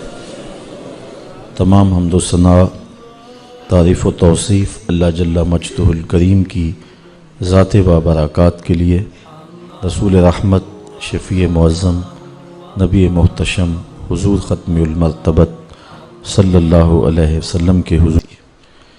جس طرح راکھ کا ڈھیر ہوتا ہے جو لپک لپک کے گالیاں دیتے تھے، چیخ چیخ کے پیغمبروں کی تکذیب کرتے تھے، حق کے پرستاروں حق کی دعوت دینے والے داعیوں کو نشانہ تضحیک بنا رہے تھے، تمسخر کر رہے تھے۔ پھر کیا ہوا کہ زندگی کی حرارت چھن گئی اور وہ بجھی ہوئی آگ کی طرح ڈھیر ہو گئے۔ زندگی اچک لی گئی، حرارت چھین لی گئی، زندگی کا سارا جمال سلب کر لیا گیا، تو وہ گھروں کو ابھی واپس نہیں پہنچے کہ راستے میں ڈھیر ہو گئے۔ تو اللہ فرماتا ہے کہ اس کام کے لیے، ان بدبختوں کو سزا دینے کے لیے ہم نے کوئی لشکر نہیں بھیجا، بلکہ ایک چیخ ہی ان کے لیے کافی تھی۔ یہاں مفسرین نے ایک سوال اٹھایا ہے، وہ یہ کہ اللہ کی عادت نہیں ہے کہ وہ کسی قوم کو سزا دینے کے لیے فرشتوں کے لشکر بھیجے۔ کسی کو اٹھایا جبریل نے ہاتھ پہ اور آسمان تک لے گئے اور پھر الٹ دیا، کسی کو پیس کے رکھ دیا گیا، کسی کے لیے مچھر ہی کافی ہو گئے، کسی کو ابابیلوں نے برباد کر دیا۔ لیکن اللہ قوموں کو برباد کرنے کے لیے فرشتوں کی جماعتیں نہیں بھیجا کرتا، اور یہاں قرآن میں کہا گیا۔ لیکن قرآن میں دوسرا مقام اٹھائیے، جب بدر کا میدان سجا تو اللہ نے ایک نہیں ہزاروں فرشتے بھیجے۔ احزاب کی جنگ لگی تو فرشتے آئے اور کافروں کے خیموں کی رسیاں کاٹتے رہے۔ تو مفسرین یہاں سوال اٹھایا کہ رب کی عادت نہیں ہے کہ وہ فرشتوں کی جماعتوں کو بھیجے کافروں کو قتل کرنے کے لیے، کافروں کو عذاب دینے کے لیے، لیکن بدر میں کیا ہوا؟ غزوہ احزاب میں کیا ہوا؟ وہاں جماعتیں کیوں آئیں؟ تو کہا کہ وہ جو جماعتیں آئی تھی وہ محبوب کے پروٹوکول کے لیے آئی تھی، وہ محبوب کی تکریم کے لیے آئی تھی، محبوب کے اعزاز کے لیے آئی تھی۔ فرشتہ تو ایک ہی کافی ہوتا تھا، دنیا کو بتانا یہ تھا کائنات گھومتی ہے محمد کی زلفوں کے گرد، کائنات حضور کے گرد طواف کرتی ہے، اور یہ سارا نظام مصطفیٰ کے لیے ہے۔ اس لیے اللہ تعالیٰ نے خاص طور پہ وہاں فرشتوں کی جماعتیں بھیج کر کے محبوب کو اعزاز دیا، محبوب کو تکریم دی۔ ورنہ اللہ تعالیٰ اپنا ضابطہ بیان کرتا ہے، وَمَا أَنزَلْنَا عَلَىٰ قَوْمِهِ مِن بَعْدِهِ مِن جُنْدٍ مِّنَ السَّمَاءِ، آسمان سے کوئی لشکر اتارنے کی ضرورت نہیں پیش آئی ہمیں۔ وَمَا كُنَّا مُنزِلِينَ، اور نہ ہم وہاں کوئی لشکر اتارنا تھا۔ وہ تو ایک چیخ تھی جس نے ان کی زندگی کی حرارت چھین لی، اور وہ بجھی ہوئی آگ کی طرح راکھ بن کے رہ گئے۔ تو وہ ایک چیخ نے ان کا کام تمام کر دیا۔ اچھا، بعض مفسرین نے اس آیت پہ ایک اور بات بھی کی ہے، اور وہ یہ کہ جب انہوں نے پیغمبروں کو شہید کر دیا، اپنے ہاتھوں سے روشنی کے چراغ بجھا دیے، حبیب النجار کو بھی شہید کر دیا، اور بدبخت قوموں کا مزاج یہ ہوتا ہے کہ جو ان کی خیر خواہی چاہیں وہ انہیں گالیاں دیتے ہیں، جو ان کی بھلائی کا پیغام لے کر کے آئیں وہ انہیں برا کہتے ہیں۔ بے مروت بے وفا تیرا بھی کیا افسانہ ہے، جس نے اپنی ہی شمع کو گل کیا تو وہ پروانہ ہے۔ تو بدبخت طبقے ہمیشہ ایسا کرتے ہیں کہ اپنے ہی خیر خواہوں کو حوالہ زندہ کر دیتے ہیں، کبھی فصیلے دار پہ ان کے سروں کا چراغاں کرتے ہیں، اور کبھی انہیں ٹک ٹکیوں پہ باندھتے ہیں، انہیں اذیتیں دیتے ہیں، انہیں دکھ دیتے ہیں۔ تو کافروں اور بد نصیب طبقوں کے اس مزاج کو بیان فرمایا۔ جب انہوں نے اپنے ہاتھوں سے ان چراغوں کو بجھا لیا، ان پیغمبروں کو شہید کر لیا، تو پھر ان کے اوپر عذاب کیا آیا۔ ایک تو یہ کہ وہ چیخ آئی، آسمان سے کوئی لشکر اللہ نے نہیں اتارا، اور اللہ فرماتا ہم اتارنے والے بھی نہیں تھے۔ تو یہاں دوسرا مفہوم مفسرین نے جو بیان کیا ہے اس سے بہت کچھ سمجھا جا سکتا ہے، وہ یہ ہے کہ مانوی عذاب ان پہ آیا۔ وہ کیا تھا کہ پھر مدت مدید تک آسمان سے ان کے لیے کوئی پیغمبر نہیں آیا، اللہ تعالیٰ نے ان پر وحی کا دروازہ بند کر دیا، کوئی مصلح اس قوم کی طرف ہدایت کا سندیسہ لے کر نہیں آیا۔ جب قومیں ناقدری کریں آسمانی ہدایتوں کی تو پھر ان سے ہدایتیں چھین لی جاتی اور اندھیروں میں بھٹکنے کے لیے ان کو چھوڑ دیا جاتا ہے۔ تو یہاں سے یہ مفہوم بھی مراد ہو سکتا ہے کہ پھر ایک طویل مدت اس قوم کی طرف جس قوم نے پیغمبروں کو شہید کر دیا اور حق کے پرستاروں کو قتل کر دیا، پھر ایک طویل عرصہ ان کی طرف آسمانی ہدایت نہیں آئی، آسمان سے کوئی لشکر نہیں اترا، ان کی ہدایت کے لیے اللہ نے مصلحین پھر ان کی جانب نہیں بھیجے، اندھیروں میں بھٹکنے کے لیے انہیں چھوڑ دیا۔ اور اگر سوچا جائے تو یہ سزا زیادہ بڑی سزا ہے کہ کسی قوم کو بھانج کر دیا جائے، اچھی قیادتیں اس قوم میں نہ اٹھیں اور وہ اپنے مسائل کی گھمن گھیریوں کے اندر پھنس جائیں اور کوئی راستہ دکھانے والا موجود نہ ہو۔ جب ٹیلنٹ کی قدر نہیں کرتی قوم کوئی بھی، تو پھر ان عذابوں میں اسے مبتلا کیا جاتا ہے۔ تھوڑی دیر کے لیے رک کر کے قرآن مجید کی اس آیت پہ تدبر کر لیں اور پاکستان کے عالم اسلام کے موجودہ حالات کی طرف نظر کریں تو بات سمجھ میں آتی ہے کہ ہم بھی کہیں اس پریشانی میں مبتلا تو نہیں ہیں کہ اچھے لوگ ناپید ہو گئے ہیں، صالح قیادتیں ہمارے اندر موجود نہیں رہی ہیں۔ جب سیاسی زعماء وائٹ ہاؤس کی چاکری سعادت مندی سمجھیں، جب علم اور دستاریں پلاٹوں کے بدلے بیچی جائیں، اور جب ڈیزل کے ڈرم پہ اسلام کو فروخت کر دیا جائے، اور جب آبروؤں کے سودے چند ڈالروں کے عوض کیے جائیں اور یہ قیادتوں کے لچھن ہوں، تو قوموں کے لیے اس سے بڑی مصیبت اور کوئی نہیں ہو سکتی۔ تو جب قومیں اچھوں کی قدر نہیں کرتی تو پھر اس طرح کے لوگ مسلط کر دیے جاتے ہیں۔ آج ملک الیکشن کی جانب بڑھ رہا ہے اور ہم جن حالات میں ہیں، امید کا چراغ بہرحال روشن رہنا چاہیے۔ اللہ تعالیٰ کے لیے کوئی مشکل نہیں ہے، وہ چاہے تو اٹھے سینہ صحرا سے حباب، بنجر زمینوں سے بھی پھول اگا سکتا ہے، اس بات پہ وہ قادر ہے۔ حالات کے پلٹتے ہوئے دیر بھی نہیں لگتی، لیکن اللہ تعالیٰ کی جو عادت ہے وہ یہ ہے کہ جب قومیں اپنے مزاج نہیں بدلتی، اپنی کرتوتیں ٹھیک نہیں کرتی، تو اللہ ان پہ رحمت کی چھتڑیاں نہیں تانتا۔ اس وقت امیدوں کے چراغ ہم ضرور روشن رکھیں، لیکن مجھے تو حالات جس طرح اب ہیں ایسے ہی دکھائی دے رہے ہیں۔ حدیث میں ہے، حضرت عبداللہ ابن عباس سے مروی ہے کہ حکمرانوں کے دل اللہ کے دست قدرت میں ہیں۔ جب لوگ اچھے نہ رہیں تو اللہ ان کے دل لوگوں کے لیے سخت کر دیتا ہے، اور جب لوگ اچھے ہو جائیں تو اللہ ان کے دل لوگوں کے لیے نرم کر دیتا ہے۔ کسی نے حجاج بن یوسف سے کہا تھا کہ تو حضرت عمر کا دور حکومت دیکھا ہے، ان جیسا انداز حکمرانی کیوں اختیار نہیں کرتا؟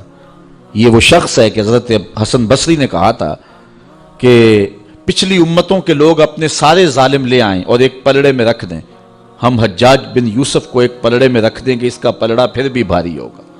70,000 شخص اس نے اپنے ہاتھ سے کاٹے ہیں، 90,000 لوگ اس کے حکم سے قتل ہوئے۔ تو کسی نے اسے کہا، جرأت کر دی، کہا کہ تو نے حضرت عمر کا زمانہ دیکھا ہے تو ان جیسا انداز حکمرانی کیوں نہیں کرتا؟ تو اس نے جواباً کہا تھا، تبازروا اتعمر لکم، تم ابو ذر غفاری جیسی رعایا بن جاؤ، میں عمر جیسا حکمران بن جاتا ہوں۔ مجھے کسی نے کہا کہ جاتے جاتے اتنے ارب روپے یہ لوگ جو ہیں وہ آخری دن لے گئے، حقیقت کیا ہے میری بحث اس پہ نہیں ہے، لیکن میں نے اس کا جواب یہ دیا کہ صاحب وہ تو اربوں روپے لے کے جا سکتے تھے، لے گئے، ہم اور کچھ نہیں کرتے تو جاتے ہوئے مسجد سے جوتا اٹھا کے لے جاتے۔ جو ہم کر سکتے ہیں وہ ہم کر رہے ہیں، اور جو وہ کر سکتے تھے وہ کر رہے ہیں۔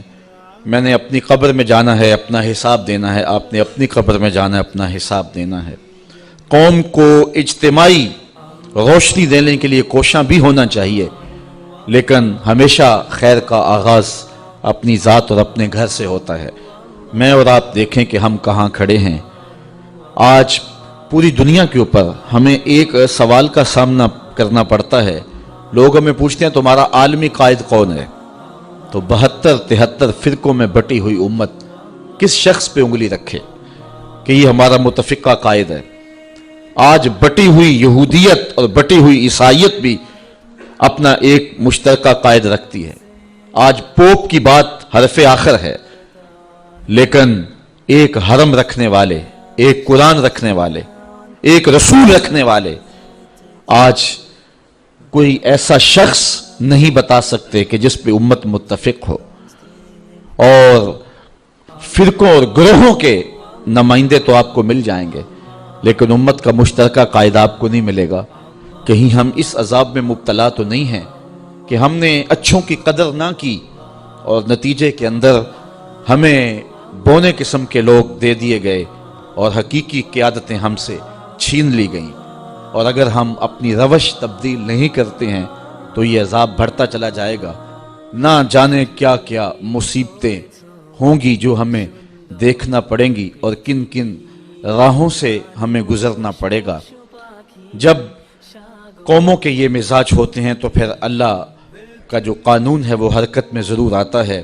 تو اس قوم نے ان پیغمبروں کی تصدیق نہیں کی، ان کے دست و بازو نہیں بنے، ان کے ساتھ نہیں چلے۔ پھر کیا ہوا؟ اللہ فرماتا ہے ہم نے آسمان سے کوئی لشکر نہیں اتارا اور نہ ہم اتارنے والے تھے، بلکہ وہ ایک چیخ تھی جس چیخ نے انہیں پیس کے رکھ دیا اور وہ بجھی ہوئی آگ کی طرح ہو گئے۔ یا حسرتن علی العباد، اور کہا گیا ہائے افسوس ان بندوں پر، ہائے افسوس ان بندوں پر، ما یاتیہم من رسول الا کانوا بہ یستہزئون، جب ان کے پاس کوئی رسول آتا ہے تو یہ اس کا مذاق ہی اڑاتے ہیں، یہ اس کا ٹھٹھا ہی کرتے ہیں۔ یا حسرتن علی العباد، یہ قول کس کا ہے؟ قرآن مجید نے جو یہ قول بیان کیا ہے، یہ قول کس نے کہا؟ تو ایک بات تو یہ کہ ماحول ہی بتا رہا تھا کہ جب پیغمبروں کو شہید کر لیا، حبیب نجار کو قتل کر دیا، اپنے ہاتھوں زندگیوں کے گلے گھونٹ دیے، خود اپنے منہ سے وہ چراغ جن کی روشنی میں کچھ سجھائی دے سکتا تھا خود بجھا بیٹھے، تو پھر اس شہر کی اینٹ اینٹ بولنے لگی یا حسرتن علی العباد، افسوس ہے ان بندوں پر کہ جن سے روشنی لینی تھی ان چراغوں کو ہی بجھا دیا۔ اس ماحول کا ذرہ ذرہ بول رہا تھا یا حسرتن علی العباد، بندوں پر کتنا افسوس ہے کہ وہ ہدایت کے چراغ خود بجھا رہے ہیں۔ اس شہر کی دیواروں در سے آواز آ رہی تھی یا حسرتن علی العباد، ہائے افسوس ان بندوں پر کہ انہوں نے چراغ زندگی خود ہی بجھا دیے۔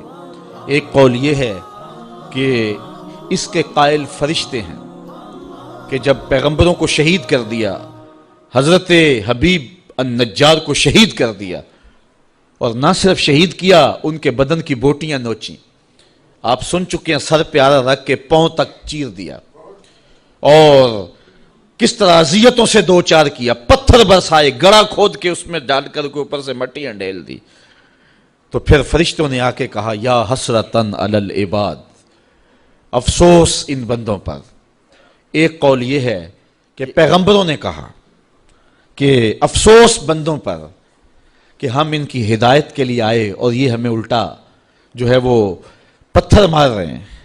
ایک قول یہ ہے کہ خود رب اس کا قائل ہے، کہ رب ہی کہہ رہا ہے، یہ حکایت نہیں کی جا رہی، یہ رب کا فرمان ہے، اس کا قائل خود رب ہے کہ افسوس بندوں پر کہ جب میں رسول بھیجتا ہوں ان کی ہدایت کے لیے تو یہ خود ان چراغوں کو بجھانے کے درپے ہو جاتے ہیں۔ اچھا، ایک قول یہ ہے کہ اس کے قائل خود کافر، یا حسرتن علی العباد کے جو قائل ہیں وہ خود کافر ہیں، اور عباد سے مراد وہ رسول ہیں۔ یعنی کافروں نے کہا، پھر مفہوم تھوڑا سا اس کا اور ہو جائے گا کہ ان پیغمبروں کو جب شہید کر لیا تو پیغمبروں کی شہادت کوئی معمولی واقعہ تو نہیں تھا، پھر ضمیر ٹھوکریں مارنے لگا، اندر اداس ہو گئے، روحیں اجڑ گئیں۔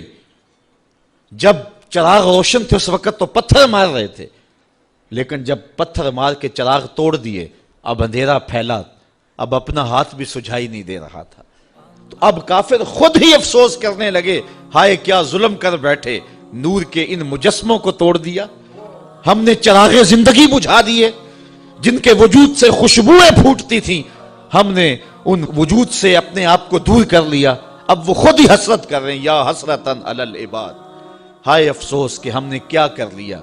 چونکہ ظالم ظلم کرنے کے بعد بھی جو ہے وہ مطمئن نہیں ہو سکتا ہے، اور جو مظلوم ہے وہ ظلم سہنے کے بعد بھی قرار میں رہتا ہے۔ اس بات کو سمجھنے کے لیے ایک معمولی سا مختصر سا شعر ہے، اور تھوڑے لفظوں میں سہل ممتنع ہے، لیکن بڑا خوبصورت کسی نے کہہ دیا کہ لوٹ کر بھی کوئی بے چین رہا، لوٹ کر بھی کوئی بے چین رہا، اور لٹ کے بھی چین سے سویا کوئی۔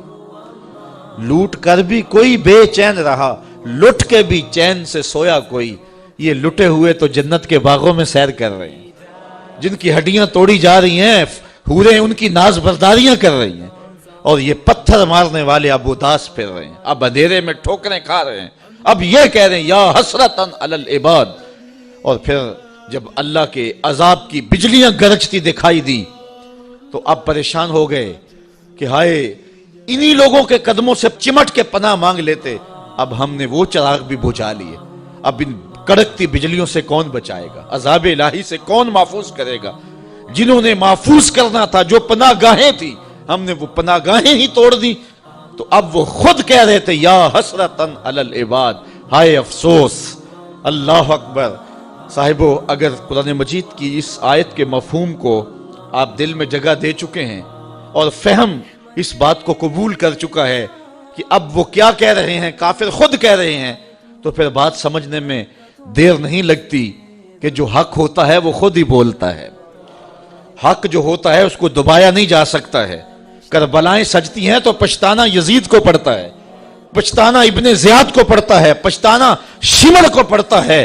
حسین تو نیزے کی نوک پہ بھی قرآن پڑھا کرتے ہیں۔ اس لیے کافر کہہ رہے ہیں یا حسرتاً علی العباد۔ اچھا، بات تلخ نہ ہو، بات کڑوی نہ ہو، تو میں ایک بات کہوں کہ جو باصلاحیت لوگ ہوتے ہیں اور حق کی راہوں کے مسافر ہوتے ہیں، انہیں اپنے قد کو بڑھانے کے لیے بھنڈ قسم کے لوگ ساتھ نہیں رکھنے پڑتے، ان کو اپنے مزارات کے نقشے نہیں دے کے جانے پڑتے کہ اس طرح کا دربار بنوانا میرا تاکہ لوگوں کا آنا جانا رہے۔ ان کے جھنڈے رب خود ہی لگاتا ہے، اور ان کے اٹھ جانے کے بعد ماحول کے اندر ایسی اداسی ہوتی ہے کہ جو دشمن وہ بھی ہاتھ مال رہے ہوتے ہیں کہ یہ چراغ بجھ گیا، یہ زندگی کا اجالا ہم سے چھن گیا۔ تو یا حسرتاً علی العباد کے مفہوم کو اگر آپ سمجھیں تو حق کی جو بلندی ہے اور سر بلندی ہے وہ سمجھ میں آتی ہے۔ ما یاتیہم من رسول الا کانوا بہ یستہزئون۔ اللہ فرماتا ہے جب بھی ان کے پاس کوئی رسول آتا ہے تو ان کا مزاج یہ ہے کہ یہ ہمیشہ ٹھٹھا ہی کرتے ہیں، مذاق ہی کرتے ہیں۔ اب دین کی راہوں پہ چلنے والوں کے لیے اس آیت میں بہت کچھ ہے۔ کوئی یہ سمجھے کہ آتے ہوئے بھی پھول اور جاتے ہوئے بھی پھول، صاحب نہیں، یہ تو کانٹوں کی سیج ہے۔ یہاں تو مقاومتیں بھی ہوں گی، مخالفتیں بھی ہوں گی، اذیتیں بھی ہوں گی، دکھ بھی ہوں گے، تان و تشنیع کے برستے تیر بھی ہوں گے، لوگ گالیاں بھی دیں گے۔ جب پیغمبروں کو بھی لوگوں نے گالیاں دی، اللہ کا کوئی پیغمبر ایسا نہیں آیا کہ جس نے آ کے پیغام حق دیا ہو اور لوگوں نے مخالفت نہ کی ہو۔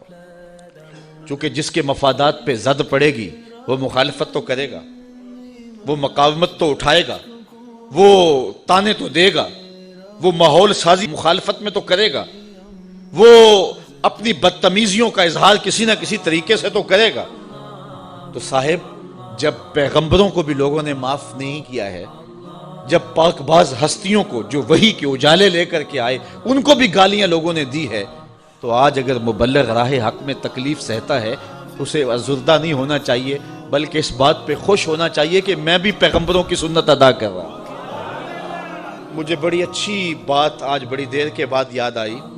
ایک زمانہ تھا جب درس قرآن کا نیا آغاز ہوا تو لوگوں کا رجحان ہوا، تو ہماری بستی کی حالت تو خستہ ہی تھی، لیکن کچھ لوگ جب راغب ہوئے تو ایک صاحب نے ایک شوشہ چھوڑا اور اس نے کہا کہ اس شخص کے پاس جادو ہے اور جو جادو کر کے لوگوں کو اپنے قریب کر لیتا ہے۔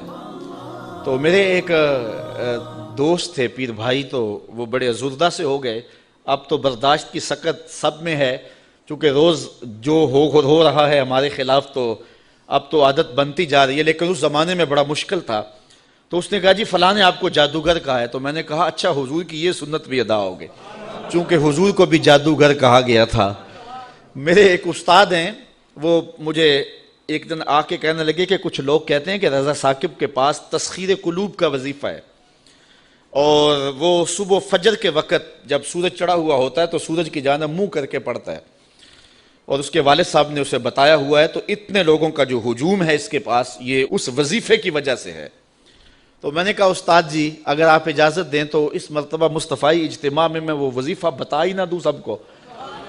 تو میں نے ان کو کہا کہ میں اس مرتبہ بتاؤں گا. تو خیر مصطفی اجتماع کے اوپر جو کیفیت تھی تو بات ادھر نہ آ سکی اور میں وہ وظیفہ نہیں بتا سکا. تو چلو آج میں بتا دیتا ہوں. وہ وظیفہ یہ ہے کہ جس نے یہ بتایا ہے کہ فجر کے بعد پڑھتے ہیں اس کو مغالطہ لگ گیا، میں فجر کے بعد نہیں پڑھتا. وہ وظیفہ شروع ہوتا ہے ظہر کے وقت اور ختم ہوتا ہے جا کے رات 2 بجے، اور وہ ایک جگہ بیٹھ کے نہیں پڑھنا پڑتا.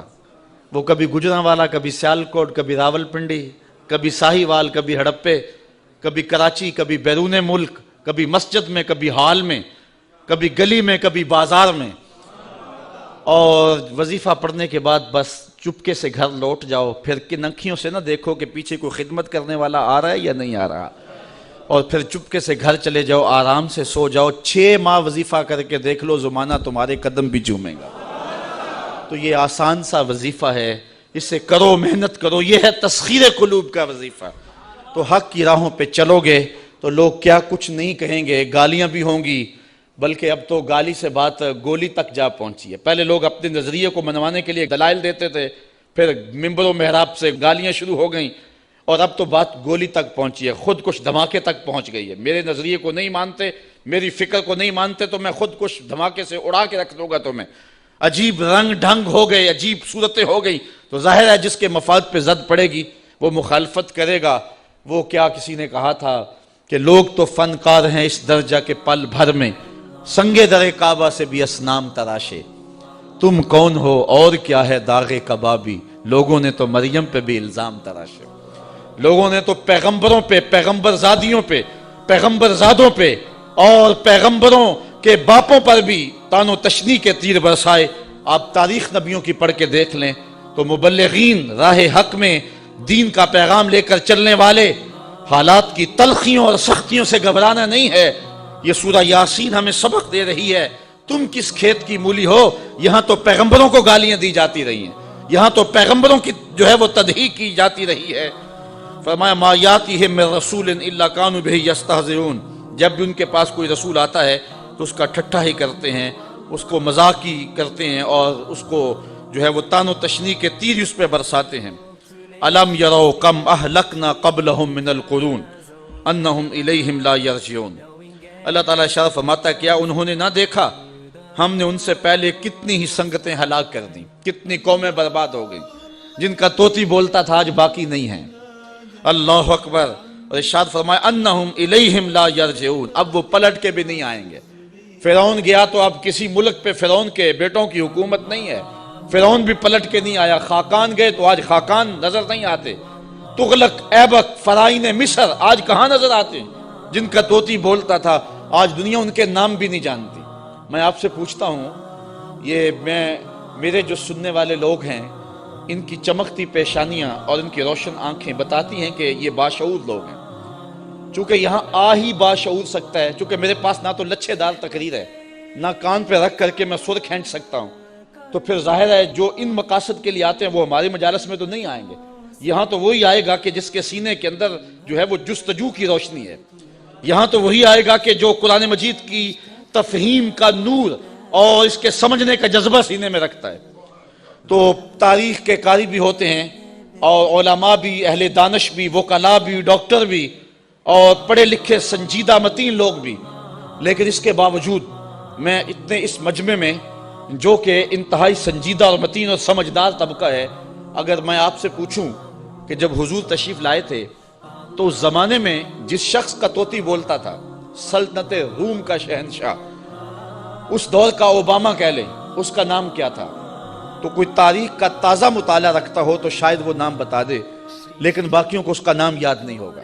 حالانکہ اس دور کا سپرمین، اس دور کا اوباما، اچھا اس دور کے کسرا کا نام بتا دیں، اس دور کے ٹونی بلیر کا نام بتا دیں، تو شاید یہ بھی نام کوئی نہ بتا سکے۔ یار وہ جن کا طوطی بولتا تھا ان کے نام بھی یاد نہیں ہیں۔ اور آؤ کسی بچے سے بھی پوچھ لیں کہ حضور کے مؤذن کا نام کیا تھا، تو وہ سر اٹھا کے کہے گا کہ بلال حبشی۔ تو پھر حق ہی غالب ہوتا ہے، اور حق کے ہی پھریرے اور حق کے ہی اجالے ہوتے ہیں۔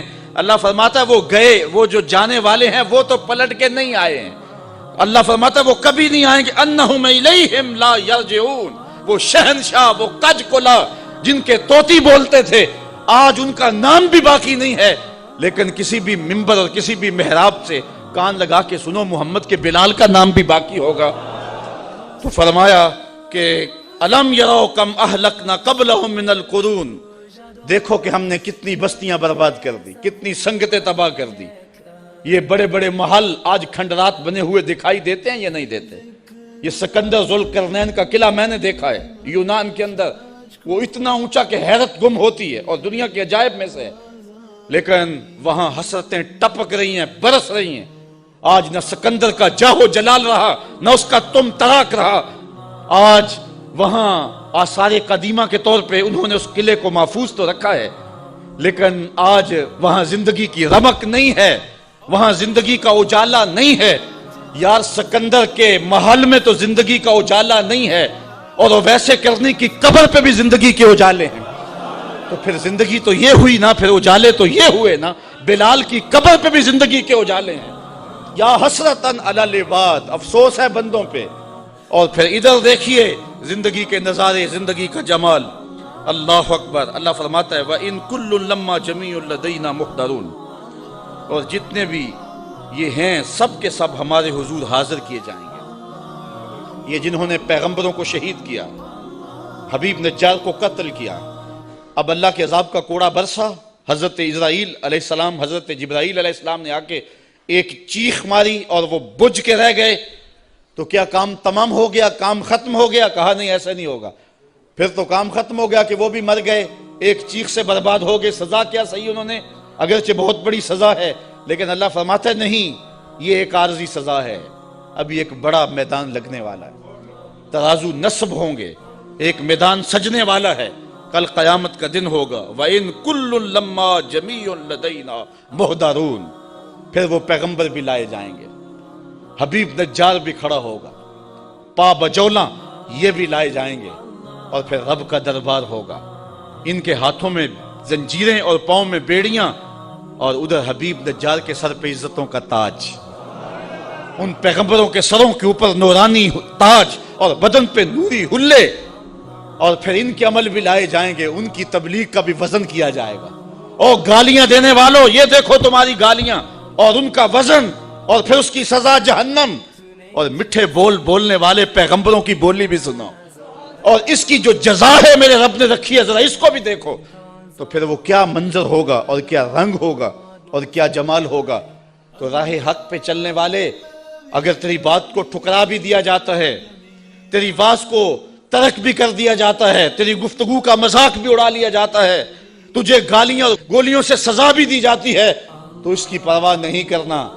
آج اگر بدن کٹ جائے، آج اگر تو تماشا بن جائے، آج لوگ تجھے گالیاں دے، آج تیرے دامن کی دھجیاں بکھیر دی جائیں، آج تجھے جو ہے وہ تان و تشنیع کے تیر برسائے جائیں، آج الزام تراشیاں کی جائیں، آج تیری عزت آبرو اچھالنے کی کوشش کی جائے، لیکن گھبرانا نہیں ہے، یہ تو 4 دن کی زندگی ہے۔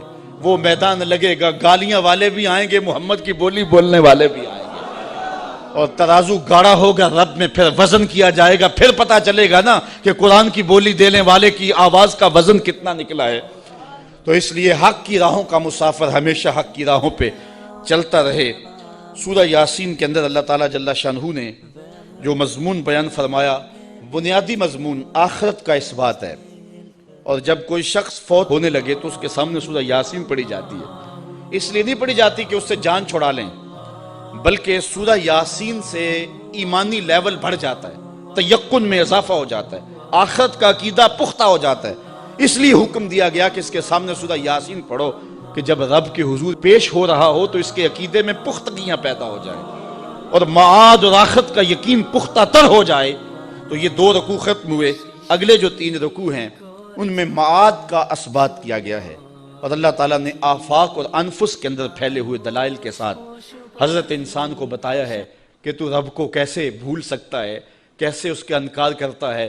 تیرے وجود میں بھی دلیلیں ہیں، اگنے والے سورج میں بھی دلیلیں ہیں، اور زمین کا کلیجہ چیر کے نکلنے والے سبزے میں بھی دلیلیں ہیں، پھول کی پتی کے رنگوں میں بھی دلیل ہے، اس کے اوپر پڑی ہوئی شبنم کے قطرے میں بھی دلیل ہے، اور پھر اس کے اوپر جو بیٹھی ہوئی محبت اور پیار کا اظہار کرتی ہوئی تتلی ہے، اس کے پروں کے اندر رنگوں کی جو مینا کاری ہے، اس میں بھی رب کی دلیل ہے۔ پھر بلبل کے لہجے میں بھی دلیل ہے، کوئل کی آواز میں بھی دلیل ہے، پپیہے کی صدا میں بھی، برستے بارش میں، جھومتی ندیوں میں، بہتے پانی میں، اور ساون کے موسم کی رم جم میں یہ دلیلیں ہیں۔ اگر تو آنکھ کھولے تو رب کا انکار نہیں کر سکتا۔ آجا پلٹ کے محمد عربی تجھے باہوں میں لینے کے لیے منتظر کھڑے ہیں، اور تو ایمان کی بہاریں اور ایمان کے اجالے پر۔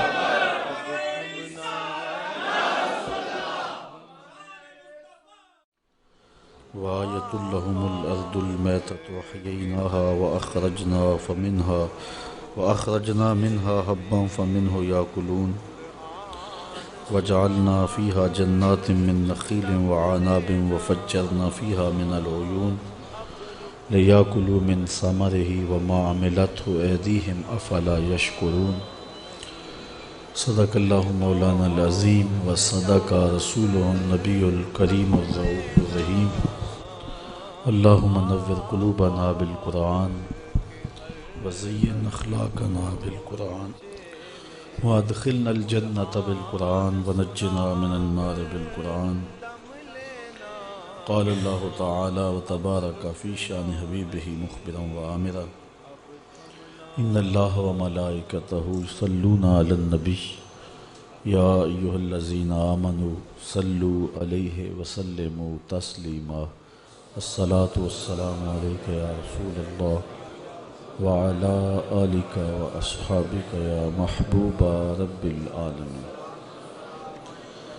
تمام حمد و ثنا، تعریف و توصیف اللہ جل مجدہ الکریم کی ذات بابرکات کے لیے، رسول رحمت، شفیع معظم، نبی محتشم، حضور ختمی المرتبت صلی اللہ علیہ وسلم کے حضور ناز میں اپنی عقیدتوں، ارادتوں اور محبتوں کا خراج پیش کرنے کے بعد واجب الاحترام، ذوی الاحتشام، معزز محتشم سامعین، السلام علیکم ورحمۃ اللہ وبرکاتہ۔ سورہ یاسین سے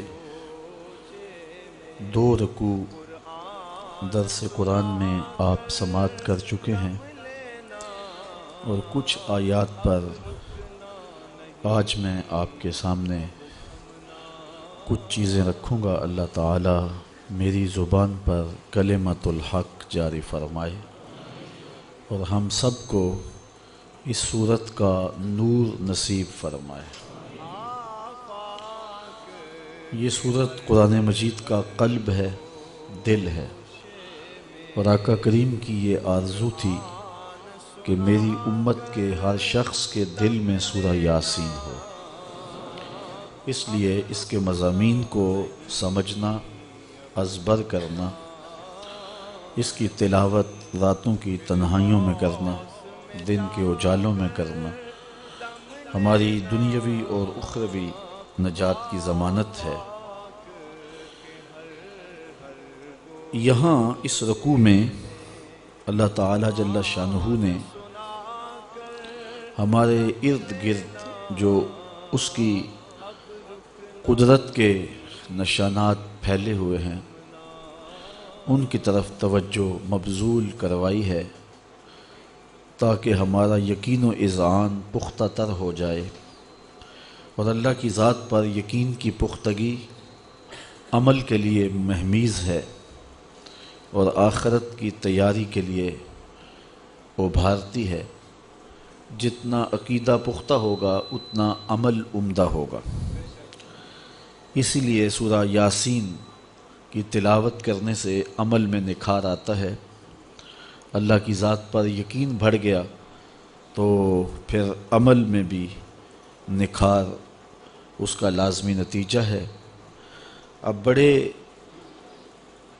وہ دلائل جو ہمارے گرد و پیش میں پھیلے ہوئے ہیں، ان سے ہمارے یقین اور اذعان کے اضافے کے سامان کیے جا رہے ہیں۔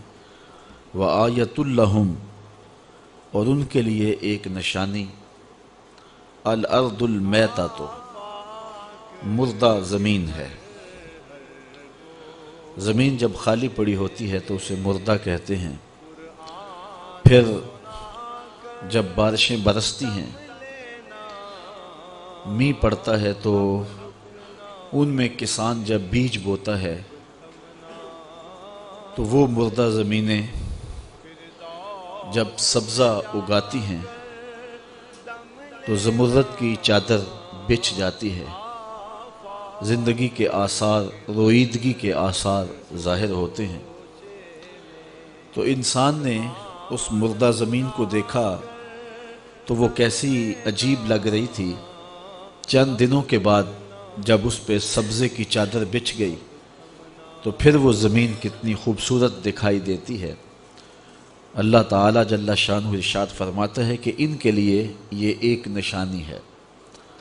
علماء کرام نے لکھا ہے کہ وآیتن، آیتن کے اوپر جو تنوین ہے یہ تفخیم کے لیے ہے، تو پھر اس کا مطلب یہ ہوا کہ ایک بہت بڑی نشانی مردہ زمین ہے، احییناہا، جس کو ہم نے زندہ کیا، وَأَخْرَجْنَا مِنْهَا حَبًّا، اور اس سے ہم نے اناج نکالا، فَمِنْهُ يَأْكُلُونَ، اور اسی سے تم کھاتے ہو، اسی سے یہ لوگ اناج لیتے ہیں، اناج کھاتے ہیں۔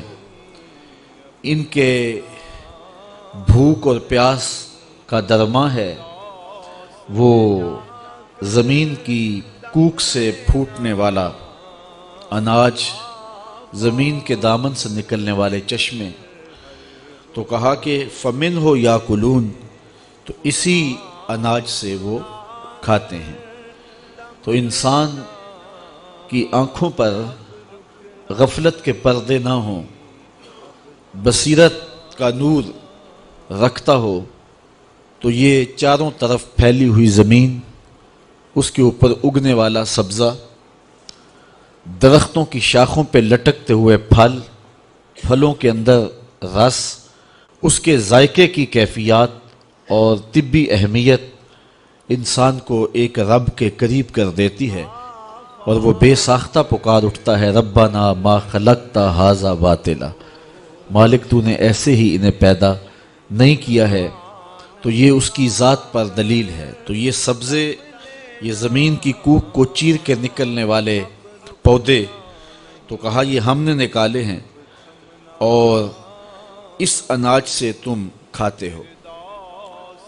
فَمِنْهُ يَأْكُلُونَ، منہ کو یاکلون سے مقدم رکھا ہے، جبکہ جار مجرور جو ہوتے ہیں وہ متعلق ہوتے ہیں فعل کے، اور فعل کے بعد ذکر کیے جاتے ہیں، لیکن عربی میں کبھی ان کو مقدم بھی کر دیا جاتا ہے۔ تو جب جار اور مجرور مرکب بن کر کے فعل سے مقدم ہو جائے تو اس کی کوئی حکمت ہوتی ہے۔ تو یہاں منہ کو جو مقدم رکھا گیا ہے یاکلون پر، تو یہ اشارہ ہے نباتات کی اہمیت پر۔ دنیا کے مختلف گوشوں پر جو بنجر زمینیں پڑی ہوئی ہیں ان کو آباد کیا جائے، بالخصوص امت مسلمہ کے پاس اس وقت پوری دنیا کی 25% زرخیز زمینیں ہیں، اور معاشی بحران کا وہ قوم کبھی بھی شکار نہیں ہو سکتی جو نباتات کی اہمیت کو سمجھ لیتی ہے اور زمینوں کو یوں ہی خالی اور بنجر نہیں رہنے دیتی۔ تو منہ کو مقدم کر کے یہ بات بتائی گئی، کاش کہ آیان سلطنت کو قرآن مجید سے بھی شغف ہو اور وہ اس کتاب کے نور سے اپنی زندگیوں میں اجالے بھریں اور اس سے روشنی لے کر کے اپنے معاشی بحران کو دور کریں۔ جب نباتات کی اہمیت کو سمجھ لیا جائے گا تو پھر معاشی بحران کا قومیں شکار نہیں ہوں گی، تو کہا کہ یہ اللہ کی ایک نشانی ہے، اس نشانی سے فائدہ حاصل کیا جائے اور بنجر زمینوں کو آباد کیا جائے۔ دنیا کی وہ قومیں جنہوں نے ترقی کی ہے انہوں نے زراعت پہ خاص طور پہ توجہ دی ہے۔ یہ آپ کی بالکل ہمسائیگی کے اندر چائنا رہتا ہے، وہ گملے میں پھول کی بجائے ٹماٹر بیچتے ہیں اور جو ہے وہ کوئی بیل لگا دیتے ہیں جس سے وہ نظروں کی تسکین بھی پاتے ہیں اور پھل بھی پاتے ہیں۔ اور ہم بڑے بڑے پلاٹ محض آرائشی اور زیبائشی پودوں پر مشتمل رکھتے ہیں۔ اگر بڑے گھروں کے مالک اپنے گھر کی سبزی اپنے گھر میں پیدا کرنا چاہیں تو مشکل نہیں ہے۔ سڑکوں کے کنارے سینکڑوں مربع میل جو ہے وہ زمین خالی پڑی ہوئی ہے، اس کو آباد کیا جائے اور نباتات کی اہمیت کو سمجھا جائے۔ فَمِنْهُ يَأْكُلُونَ میں یہ منہ کو مقدم کر کے اللہ تعالیٰ نے نباتات کی اہمیت اجاگر کی ہے۔ وَجَعَلْنَا فِيهَا جَنَّاتٍ مِّن نَخِيلٍ وَعَنَابٍ وَفَجَّرْنَا فِيهَا مِنَ الْعُيُونِ، ارشاد فرمایا اور ہم نے اس میں باغ بنائے کھجوروں اور انگوروں کے، اور ہم نے اس میں کچھ چشمے بہائے۔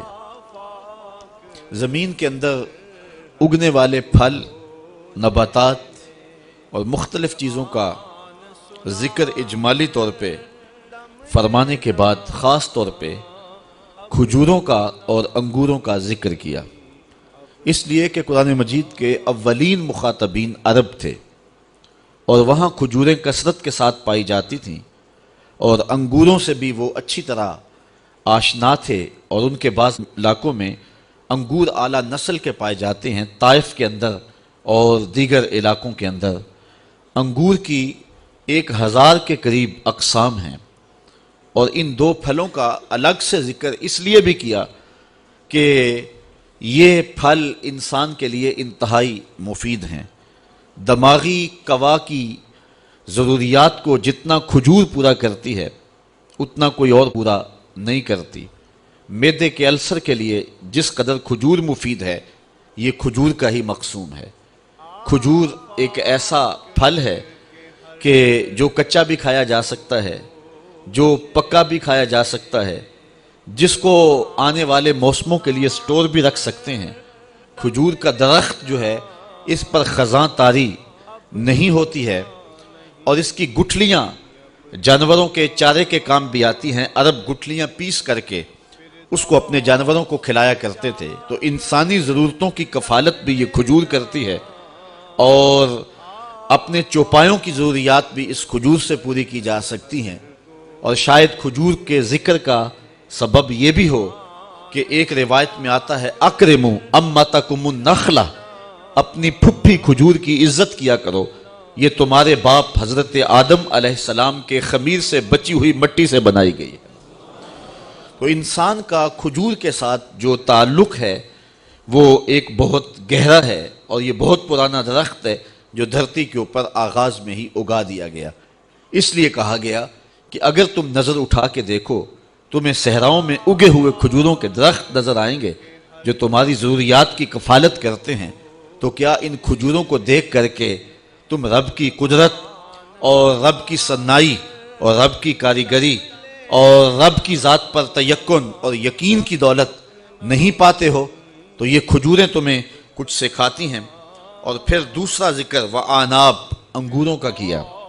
انگور جو ہے اس کا جو شیرہ ہے یہ ماں کے دودھ سے مشابہت رکھتا ہے ذائقے میں اور توانائی میں۔ پھر قدرت نے جس صنائی کے ساتھ، جس کاریگری کے ساتھ اس شیرے کو ایک باریک جھلی کے اندر پیک کیا ہے، یہ ایک الگ کہانی ہے۔ دنیا کا کوئی کاریگر اس اہتمام کے ساتھ شیرے کو پیک نہیں کر سکتا۔ رب نے جس طرح اس شیرے کو انگور کے اندر پیک کیا ہے، تو کہا ذرا اس پہ غور کرو، اس پہ تدبر کرو، بصیرت کی آنکھ کھلی ہے تو غور سے دیکھو، یہ کھجوریں بھی اور یہ انگور بھی ہم نے تمہارے لیے پیدا کیے۔ وَفَجَّرْنَا فِيهَا مِنَ الْعُيُونِ، اور ہم نے اس میں کچھ چشمے بہائے جو تمہاری ضروریات کی کفالت کرتے ہیں۔ دنیا کے مختلف گوشوں میں میٹھا پانی چشموں کی صورت میں انسان کی پیاس بجھاتا ہے، ویسے دنیا کے اوپر 32 کروڑ مکعب میل پانی ہے اس وقت پوری دنیا کے اوپر جو پایا جا رہا ہے، جس میں 97.2% سمندروں کا کڑوا پانی ہے، صرف 2.8% پانی جو ہے وہ میٹھا ہے۔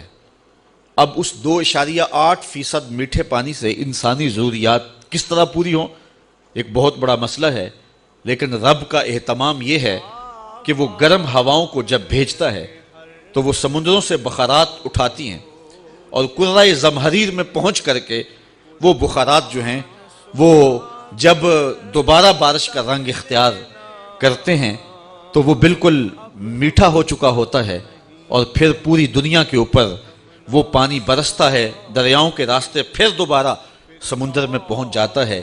اس آبی سائیکل کا آپ اگر مشاہدہ کریں تو زبان بے ساختہ رب کی تسبیح بولنے پہ مجبور ہو جائے گی کہ اس نے انسان کی ضروریات کو کس طرح پورا کیا، کہاں سے پانی اٹھایا، پھر بادل کب تک اس کو سنبھالے رہے، جب ضرورت پڑی تو پھر ان بادلوں کو نچوڑ دیا گیا، اور پھر گرم موسم کس طرح جو ہے وہ تبدیل ہوئے، اور رتوں کی تبدیلی دلوں میں کیسے قرار دیتی ہے۔ چند دن قبل جو برستی گرمی تھی اور لو کے جو تھپیڑے تھے، آپ نے بھی دیکھا کہ ہر شخص بالبلا اٹھا تھا، روزانہ کتنی اموات واقع ہو رہی تھی، اوپر سے بجلی نہیں، اور پھر حالات یہ ہیں کہ زندگی ایک اذیت بنتی جا رہی تھی۔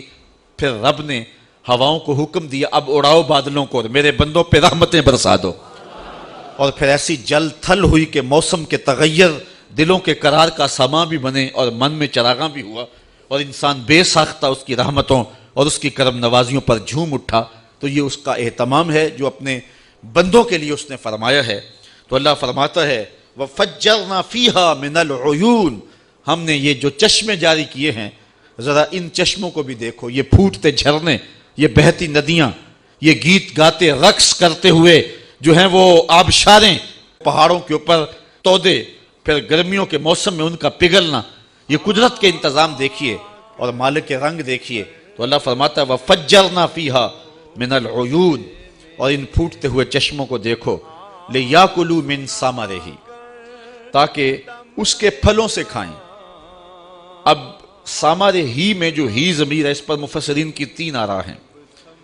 ایک رائے یہ ہے کہ ضمیر راجع ہے ذات باری کی طرف، کہ اللہ تعالیٰ کے دیے ہوئے پھلوں سے کھاؤ، اور دوسرا مفہوم یہ ہے کہ لِيَأْكُلُوا مِن ثَمَرِهِ، یہ ہی کی ضمیر راجع ہے نخیل اور آناب کی طرف، کہ کھجور کے پھلوں سے کھاؤ۔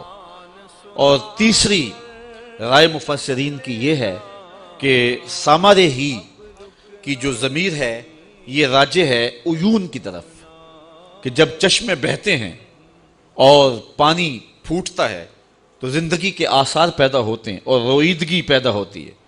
تو چونکہ پانی بنیاد ہے زندگی کی، اللہ تعالیٰ قرآن مجید میں ارشاد فرمایا وَجَعَلْنَا مِنَ الْمَاءِ كُلَّ شَيْءٍ حَيٍّ، ہم ہر زندہ کی زندگی کا دار و مدار پانی پہ رکھا ہے۔ انسان پانی کے بغیر نہیں جی سکتا، حیوانات پانی کے بغیر نہیں جی سکتے۔ اسی طرح آج سائنس کہتی ہے کہ یہ جو درخت ہیں، نباتات ہیں، یہ بھی زندگی رکھتے ہیں، گو حیوانات کی زندگی سے ان کی زندگی مختلف ہے، تو یہ بھی پانی کے بغیر جی نہیں سکتے، سوکھ جائیں گے۔ تو جتنے بھی زندہ ہیں ان کی زندگی کا دار و مدار پانی پر ہے۔ تو اگر قرآن مجید کی اس آیت کو سامنے رکھا جائے تو ثمر ہی میں جو ہی کی ضمیر ہے یہ عیون کی طرف لوٹائیں گے، اور مفسرین کی زیادہ تعداد اس سمت گئی ہے کہ ان پھوٹتے چشموں کا پھر فیض دیکھیے، اور اللہ کی کرم نوازیوں کے جمتے ہوئے رنگ دیکھیے، اور پھر کھجور کی صورت میں تمہارے اوپر اس نے جو پھل عطا کیے تو اس پھلوں کا فیضان دیکھیے کہ تم اس کو کھاتے ہو۔ تمہاری بھوک کا مٹنا اللہ کی ان کرم نوازیوں سے ہوتا ہے۔ وَمَا عَمِلَتْهُ أَيْدِيهِمْ، فرمایا یہ سب کچھ تمہارے ہاتھوں نے نہیں بنایا۔ یہ انگور کی بیل کے اندر جو رب نے خوشے لگائے ہیں، ان خوشوں کے اوپر جو جلی چڑھائی ہے، اور پھر کھجور کے اندر، انگوروں کے اندر جو ذائقے رکھ دیے ہیں، پھر اس کے اندر جو طبی تاثیرات رکھ دی ہیں، جو مٹھاس رکھ دی ہے، اور اس کے اندر جو لذتیں رکھ دی ہیں، یہ تمہارے ہاتھ کا کام نہیں ہے، بلکہ ایک رب ہے جس نے اس کھجور کے اندر، انگور کے اندر، پھلوں کے اندر، اناج کے اندر مٹھاس بھی رکھی ہے، توانائی بھی رکھی ہے، تو ہماری ضرورتوں کی کفالت بھی ہوتی ہے۔ افلا یشکرون، کیا وہ شکر کیوں نہیں کرتے؟ جبکہ یہ ان کے ہاتھوں کی کرشمہ سازی نہیں ہے، یہ رب کی صنائی اور رب کی قدرت کے بکھرے ہوئے رنگ ہیں جو پوری دنیا کے اوپر دیکھے جا سکتے ہیں۔ تو یہ پھوٹتے چشمے، یہ بہتے ہوئے جھرنے، یہ جو ہے وہ نہریں، یہ نچڑتے ہوئے بادل، یہ ساون کا موسم، یہ پگھلتے ہوئے برف کے تودے، اور یہ قدرت نے جو پانی کے سلسلے رکھے ہیں جس سے زندگی نصیب ہوتی ہے، تو اللہ فرماتا ہے کہ دیکھیے کہ ہم نے زمین کو بنجر نہیں رہنے دیا۔ اس زمین کی سیرابی کے لیے چشمے بھی ہیں جو زمین کے اندر سے پھوٹتے ہیں، اس کی سیرابی کے لیے جو ہے وہ نچڑتے ہوئے بادل بھی ہیں جو جل تھل کر کے رکھ دیتے ہیں، اس کے لیے نہری نظام بھی ہے، اس کے لیے جو ہے وہ ندیاں بھی ہیں، اس کے لیے نالے بھی ہیں جو زمینوں کو سیراب کرتے ہیں۔ اس آیت کریمہ کے اس مفہوم کو اگر سامنے رکھیں تو ایک اور مفہوم بھی سمجھ میں آتا ہے، اور وہ یہ ہے کہ جب زمین کا حق ہے کہ وہ خالی نہ پڑی رہے، اس پہ برگ و بار آئے، اس پہ سبزہ آئے، اس پہ رویدگی آئے، جب رب زمین کو بھی مردہ نہیں رہنے دیتا تو وہ رب کیسے چاہے گا کہ دل بنجر رہیں؟ تو جو زمین کی زندگی کے لیے پانی اور چشمے اور زمین کی زندگی کے لیے نچڑتے بادل جس نے جو ہے وہ بنائے ہیں، اس نے دلوں کی زندگی کے لیے نبی بھی بھیجے ہیں، رسول بھی بھیجے ہیں، کتابیں بھی بھیجی ہیں، اور مصلحین کو بھی بھیجا ہے تاکہ دلوں کی بستیاں غیر آباد نہ رہیں۔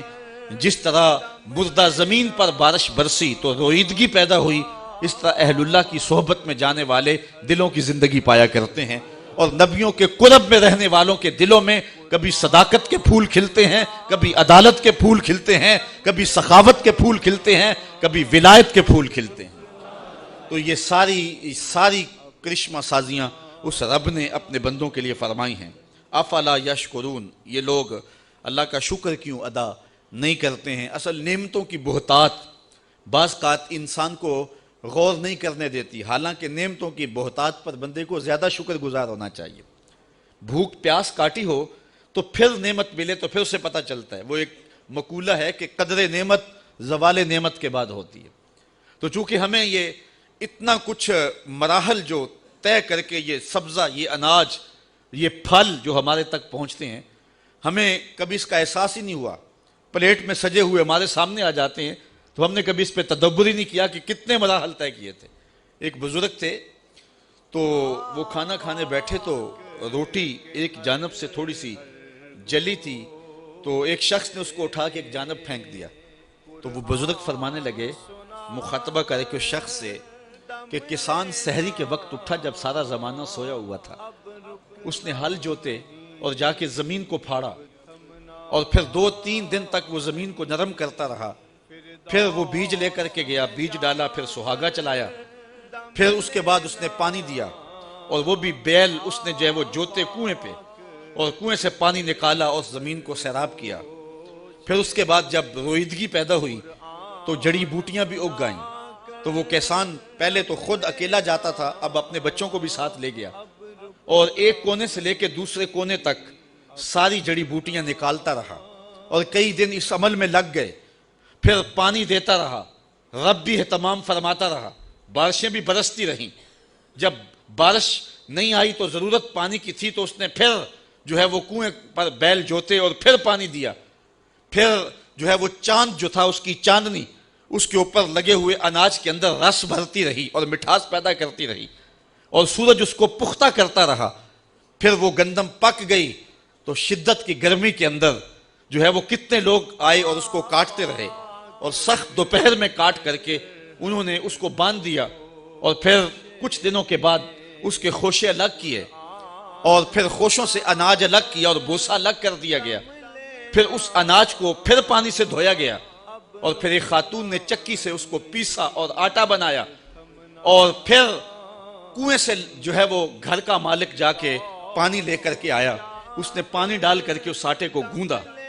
پھر وہ گھر کا مالک کہیں سے لکڑیاں لے کے آیا کاٹ کر کے، اور اس نے چولہے میں رکھ کے آگ لگائی، پھر اس کے اوپر توا رکھا، اور پھر اس کے اوپر وہ گوندا ہوا آٹا، اس کا پیڑا بنایا، پھر اس کی روٹی بنائی، پھر اس کے اوپر ڈالا، آگ تھوڑی سی زیادہ جل گئی اور ایک کونا جل گیا اور تجھے پسند نہ آیا کہ کہاں سے سلسلہ چلا اور کہاں تک پہنچا اور تو نے اس طرح اتار کے پھینک دیا.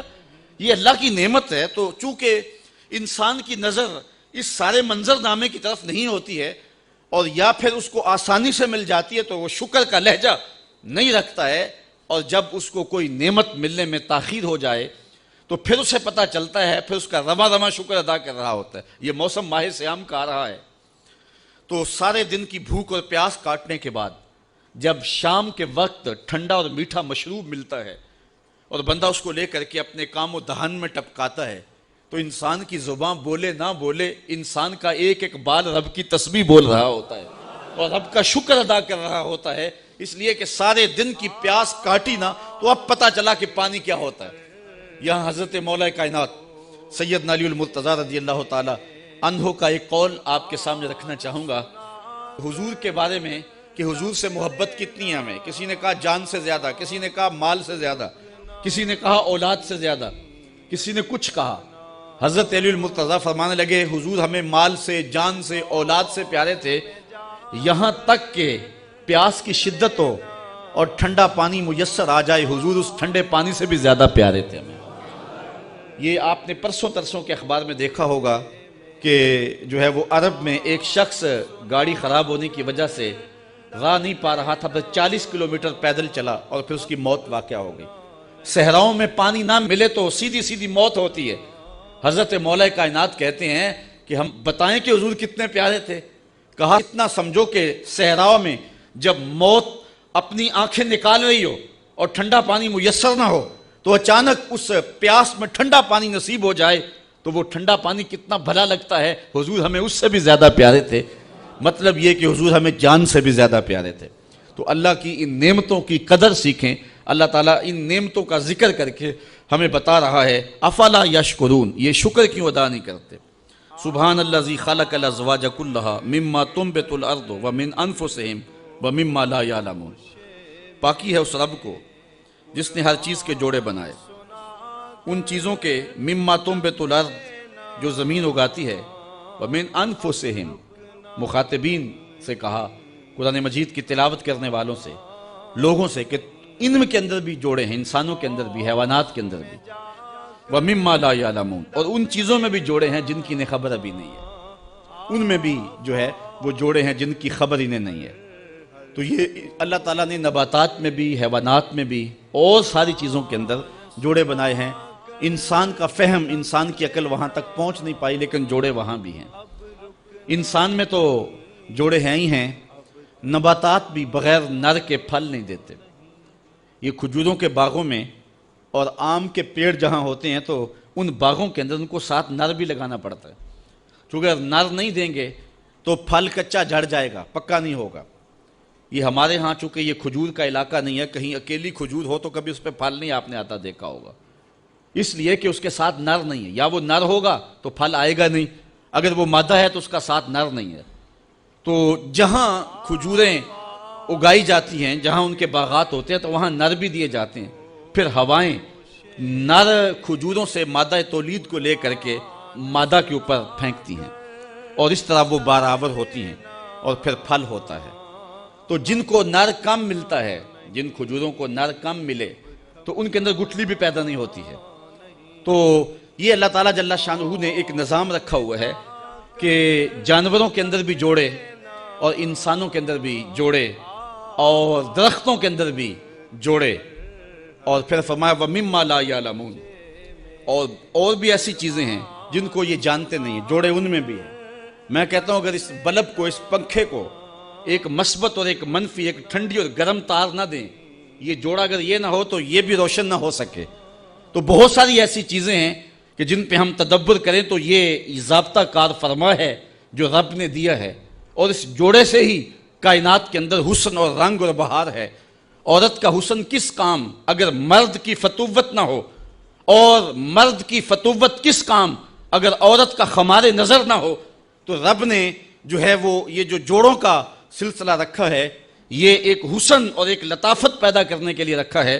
تو کہا اس پہ غور کریں. سبحان الذی خلق الازواج کلھا, جس نے ہر شے کے جوڑے بنائے. مما تنبت الارض جو زمین اگاتی ہے، ومن انفسہم ان کی اپنے آپ سے، ومما لا یعلمون اور ان چیزوں سے جن کو انہیں خبر نہیں، جن کو جانتے نہیں۔ وآیۃ لہم اللیل ان کے لیے ایک نشانی، بڑی نشانی رات ہے، نسلخ منہ النہار جس سے ہم دن کو کھینچ لیتے ہیں، فاذا ہم مظلمون تو پھر وہ اندھیرے میں چلے جاتے ہیں۔ اصل اندھیرا ہے تو روشنی دن کی صورت میں نمودار ہوتی ہے، سورج کی کرنیں اندھیرے کو دھکیل دیتی ہیں۔ بعض یہ بھی کہتے ہیں کہ زمین میں مقناطیسی سلاخیں ہیں جو روشنی کو جذب کرتی ہیں اور اندھیرا سمٹتا ہے۔ بہرحال جو بھی طریقہ کار ہو تو دن ایک لباس ہے جو رات کے اوپر چڑھ جاتا ہے اور رات اس کے نیچے چھپ جاتی ہے۔ کالے حبشی کو سفید لباس پہنا دیں تو سفیدی نظر آئے گی، اور پھر جب لباس کھینچے تو نیچے سے سیاہی نکلتی آئے گی۔ اللہ فرماتا ہے کہ ہم نے راتوں پر دنوں کے لباس چڑھا دیے اور پھر راتیں راتیں نہیں رہی، دن ہو گئے، اور جب ہم دن کھینچتے ہیں تو پھر وہ کالی کی کالی ہو جاتی ہیں۔ شب دہجور کی وہی ظلمتیں، وہی اندھیرے، وہی راہوں میں بھٹکنا۔ تو فرمایا کہ یہ ایک نشانی ہے اگر اس پہ غور کریں کہ ہم نے دن بنائے۔ والشمس تجری لمستقر لہا اور سورج چلتا ہے اپنے ایک ٹھہراؤ کے لیے، اس کا ایک استقرار ہے جس پر وہ چلتا ہے۔ اچھا، حضرت عطا بن ابی رباح رضی اللہ تعالیٰ عنہ، یہ حضرت عبداللہ ابن عباس رضی اللہ تعالیٰ عنہ کے شاگرد ہیں، انہوں نے اس کو لمستقر لہا کو لا مستقر لہا پڑھا، ایک قرات انہوں نے یہ پڑھی ہے۔ تو اس کا مفہوم پھر یہ ہوگا کہ سورج چلتا ہے اور ایسے چلتا ہے تو رکتا نہیں ہے، یعنی مسلسل چلتے چلا جا رہا ہے، اور جو چیزیں سورج کے سامنے آتی ہیں وہ روشن ہوتی ہیں، وہاں دن ہوتا ہے، اور جہاں سورج نہیں ہوتا تو وہاں اندھیرا ہوتا ہے، تو وہ چلتا ہی رہتا ہے، کبھی رکتا نہیں ہے، ایک تسلسل کے ساتھ۔ لیکن جو قرات ہے وہ لمستقر لہا اس پر ہے، متفق قرات یہ ہے، اس لیے یہاں یہ ہوگا کہ سورج جو ہے وہ اپنے مدار پر، اپنے مستقر پہ چلتا ہے اور کبھی اس سے ہٹا نہیں ہے۔ حضرت ابو ذر غفاری رضی اللہ تعالیٰ عنہ فرماتے ہیں کہ مسجد نبوی میں ہم بیٹھے تھے اور شام کا وقت تھا، سورج ڈوبنے کے لمحے قریب آئے تو حضور نے فرمایا ابو ذر جانتے ہو سورج جب ڈوبتا ہے تو کدھر جاتا ہے؟ تو میں نے کہا اللہ و رسولہ عالم، اللہ اس کا رسول خوب جانتا ہے۔ تو حضور نے فرمایا جب سورج ڈوبتا ہے تو رب کے عرش کے نیچے سجدہ کرتا ہے، تو یہ اس کا مستقر ہے۔ اللہ اکبر۔ تو فرمایا ذالک تقدیر العزیز العلیم، یہ حکم ہے زبردست علم والے کا، یہ رب کا حکم ہے جس سے وہ سرتابی نہیں کر سکتا۔ والقمر قدرناہ منازل حتی عاد کالعرجون القدیم۔ اب چاند کی طرف توجہ موڑی انسانوں کی۔ والقمر اور چاند، قدرناہ منازل، ہم نے اس کی منزلیں مقرر کی ہیں، حتی عاد کالعرجون القدیم، یہاں تک کہ یہ کھجور کی پرانی ٹہنی کی طرح ہو جاتا ہے۔ جب چاند چڑھتا ہے تو پہلی رات کے چاند کو ہلال کہتے ہیں، ویسے چاند کے لیے مطلق لفظ جو ہے وہ قمر ہے، عربی میں قمر، کسی بھی حالت میں چاند ہو تو اس کو قمر کہا جاتا ہے، لیکن پہلی رات کے چاند کو ہلال کہا جاتا ہے، اور جب چاند 14ویں رات کو پہنچے تو اسے بدر کہا جاتا ہے۔ تو اس کی مختلف منازل ہیں۔ تو جب پہلی رات کو ہوتا ہے تو اس وقت سارے چھتوں پہ چڑھ کے اس کو دیکھتے ہیں، انگلیوں سے اشارے کیے جاتے ہیں اور بھلا لگتا ہے۔ پھر جب بدر تمام ہوتا ہے تو پھر اس کی چاندنی چکور کے دل میں کشش پیدا کر دیتی ہے، سمندروں میں مد و جزر پیدا ہو جاتا ہے، جوار بھاٹے اٹھتے ہیں، اور پھر اس کے بعد یہی چاند جب بوڑھا ہوتا ہے تو پھر کوئی آنکھ اٹھا کر بھی نہیں دیکھتا، راتوں کی تنہائیوں میں نکلتا ہے اور راتوں کی تنہائیوں میں غروب ہو جاتا ہے، اور اس کی حالت یہ ہوتی ہے کہ جس طرح ایک کھجور کی پرانی شاخ ہو، ارجون کھجور کی اس شاخ کو کہتے ہیں جس شاخ کے ساتھ پھل لگا ہوا ہوتا ہے، اور پھل کی وجہ سے وہ جھک جاتی ہے، تو جب پھل توڑ لیا جائے تو اس کی شکل بالکل چاند کی طرح ہو جاتی ہے۔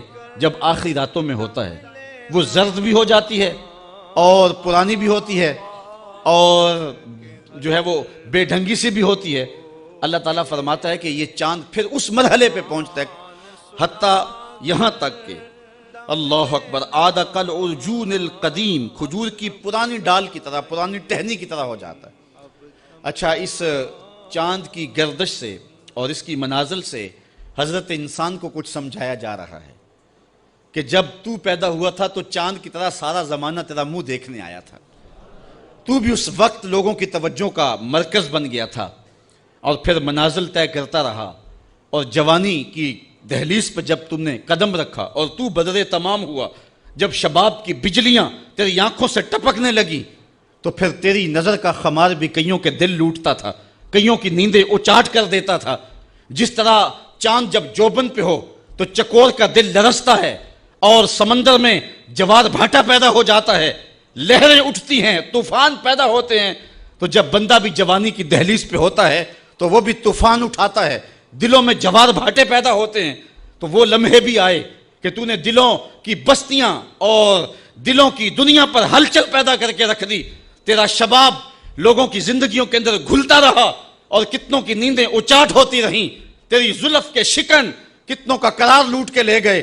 لیکن پھر وہ لمحہ بھی آیا، حتی آدھا کل ارجون القدیم، پھر بوڑھا ہو گیا، پھر تجھے کوئی دیکھنے بھی نہیں آتا، کوئی تجھ سے اداس بھی نہیں ہوتا، بچے بھی کترا کے گزر جاتے ہیں۔ کہا انسان ذرا چاند کی منزلوں کو دیکھ، یہی چاند کتنا پیارا تھا، اور آج اسی چاند کو کوئی دیکھتا بھی نہیں ہے۔ بچہ جب پیدا ہوتا ہے تو اس کی مسکراہٹ دل کھینچتی ہے، اور جب بوڑھا مسکراتا ہے تو اس وقت جو ہے لوگوں کی توجہ نہیں ہوتی۔ بچے کی زبان جو ہے وہ اڑ اڑ کے جب بولتا ہے تو اس کی توتلی زبان کا حسن دلوں میں نکھار پیدا کرتا ہے۔ ماں بھی بلہاری جاتی ہے، باپ بھی صدقے جاتا ہے، بہنیں بھی جو ہے وہ قربان جاتی ہیں۔ تو بچے کا ٹوٹا لہجہ اور توتلی زبان خوشیوں کی ایک لہر ہوتی ہے، لیکن جب بڑھاپے میں فالج کی وجہ سے زبان میں لکنت آ جائے، اب توتلا پن پیدا ہو جائے، اب زبان اٹکنے لگے، تو بچے بھی مذاق اڑاتے ہیں۔ ایک لمحہ وہ تھا کہ زبان توتلی تھی تو حسن تھا، آج لمحہ وہ گیا کہ حتی آدھا کل ارجون القدیم۔